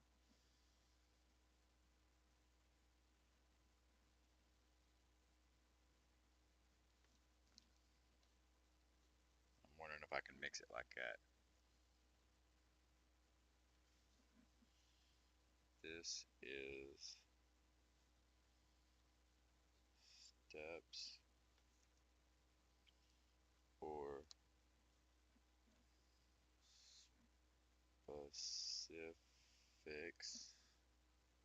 specific configuration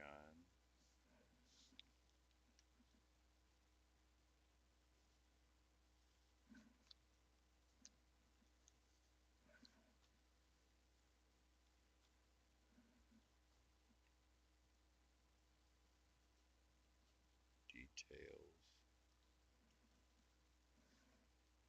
that are needed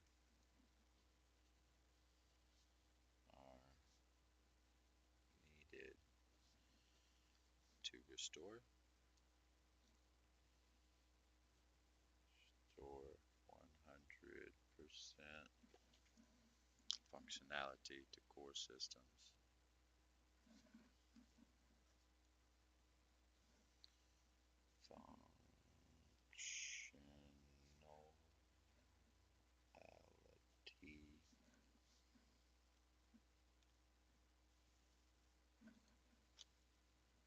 Functionality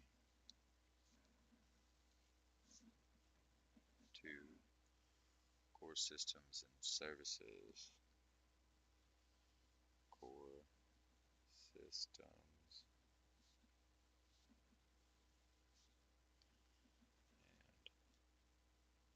and services.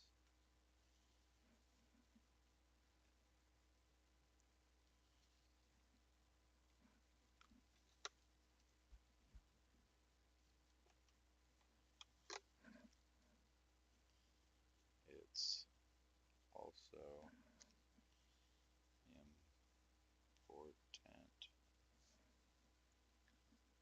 important that this documentation is kept up to date, that this documentation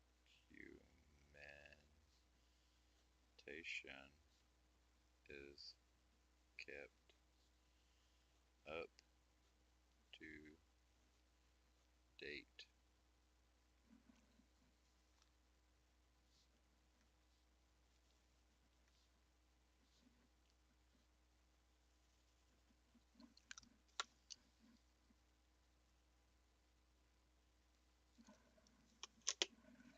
Like setting up and configuring critical systems and infrastructure.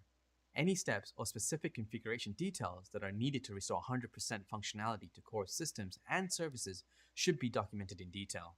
It's also important that this documentation is kept up to date. An effective way to do this is periodically verify that the steps documented actually work.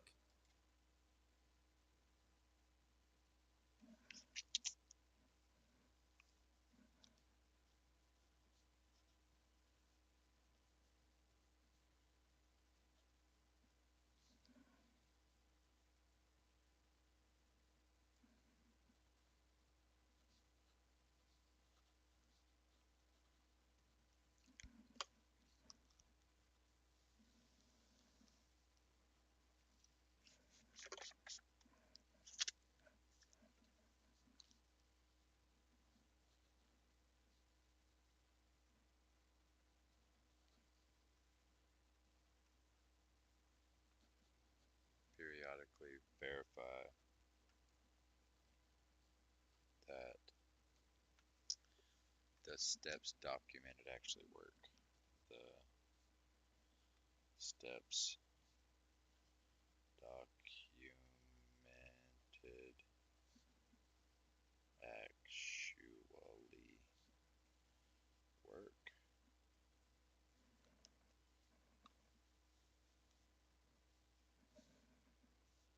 Periodically verify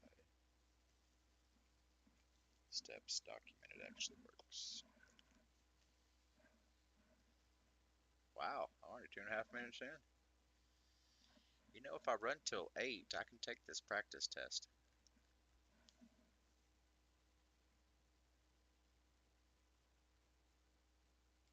You don't want to find yourself in a situation where you need to reconfigure a system following an incident only to discover that the documentation is wrong. When looking at detection measures,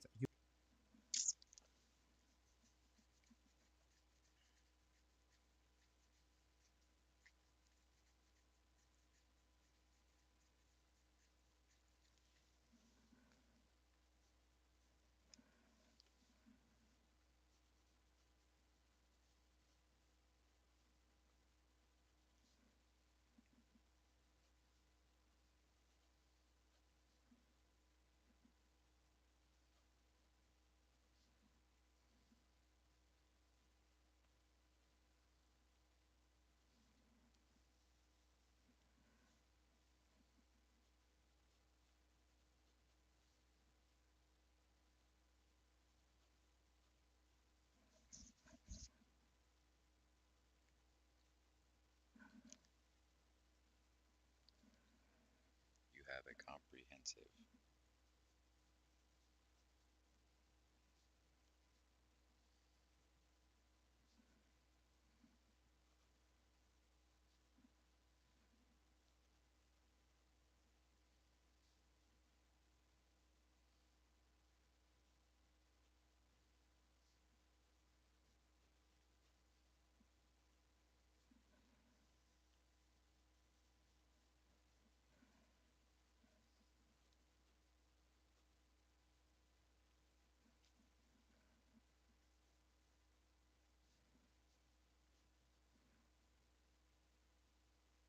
Detect and alert you to detect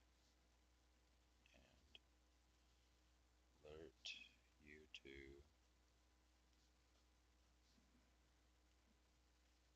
service outages, service outages,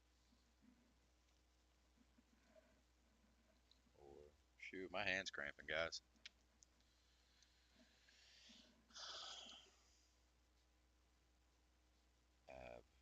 Abnormal, yeah,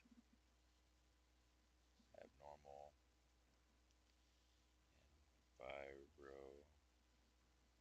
environmental, oh,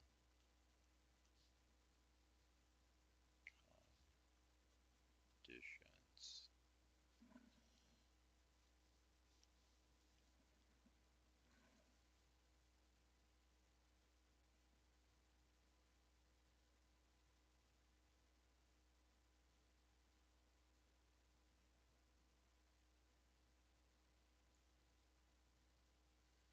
I'd like to get to the quiz. If I can just get to the quiz, then it's just a quiz and 2 videos. 2 quizzes, 2 videos. But I think I'll write until my hand won't let me anymore. It's cramping pretty bad. I've been writing for 4.5 hours.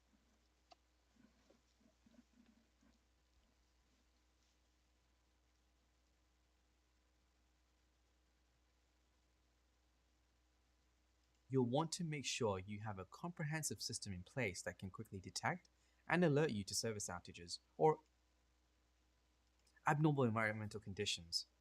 If uptime and availability is important,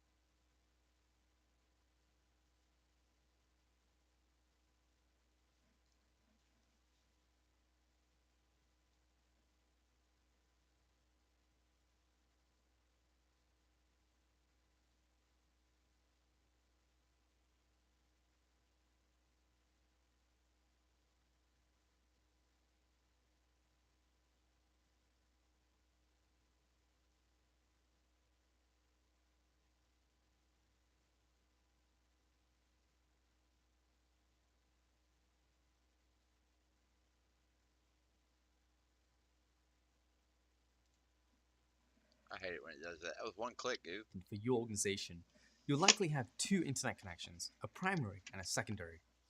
You'll want to monitor the connection status of both of these links. Ideally, they should be configured to automatically fail over if one goes down, but you'll still want to be alerted when this happens so you can investigate why the link went down and work on getting it back as soon as possible.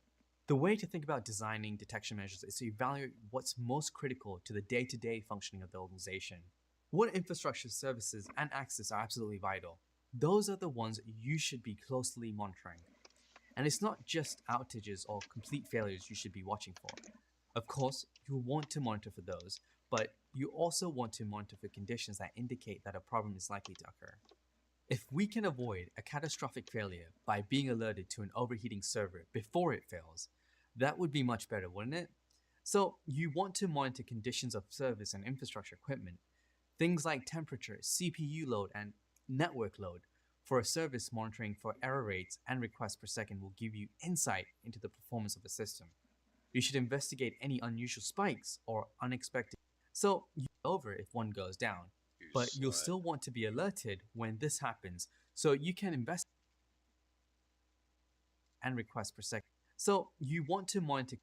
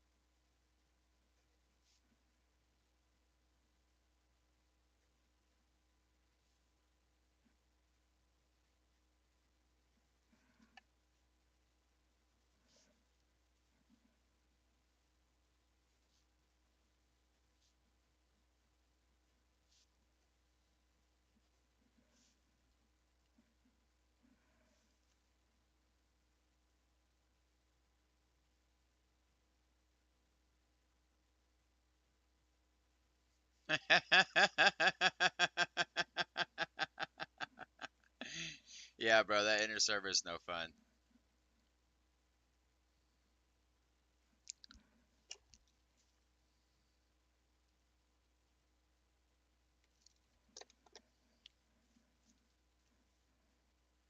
conditions of service and infrastructure equipment, things like temperature, CPU load, and network load. For a service,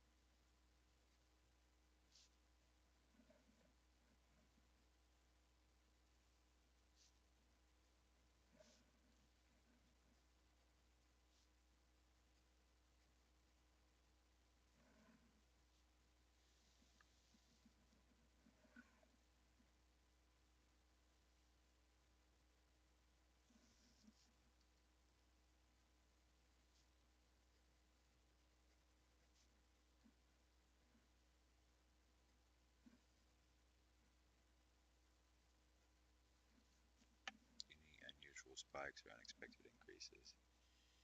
Any unusual spikes or unexpected increases.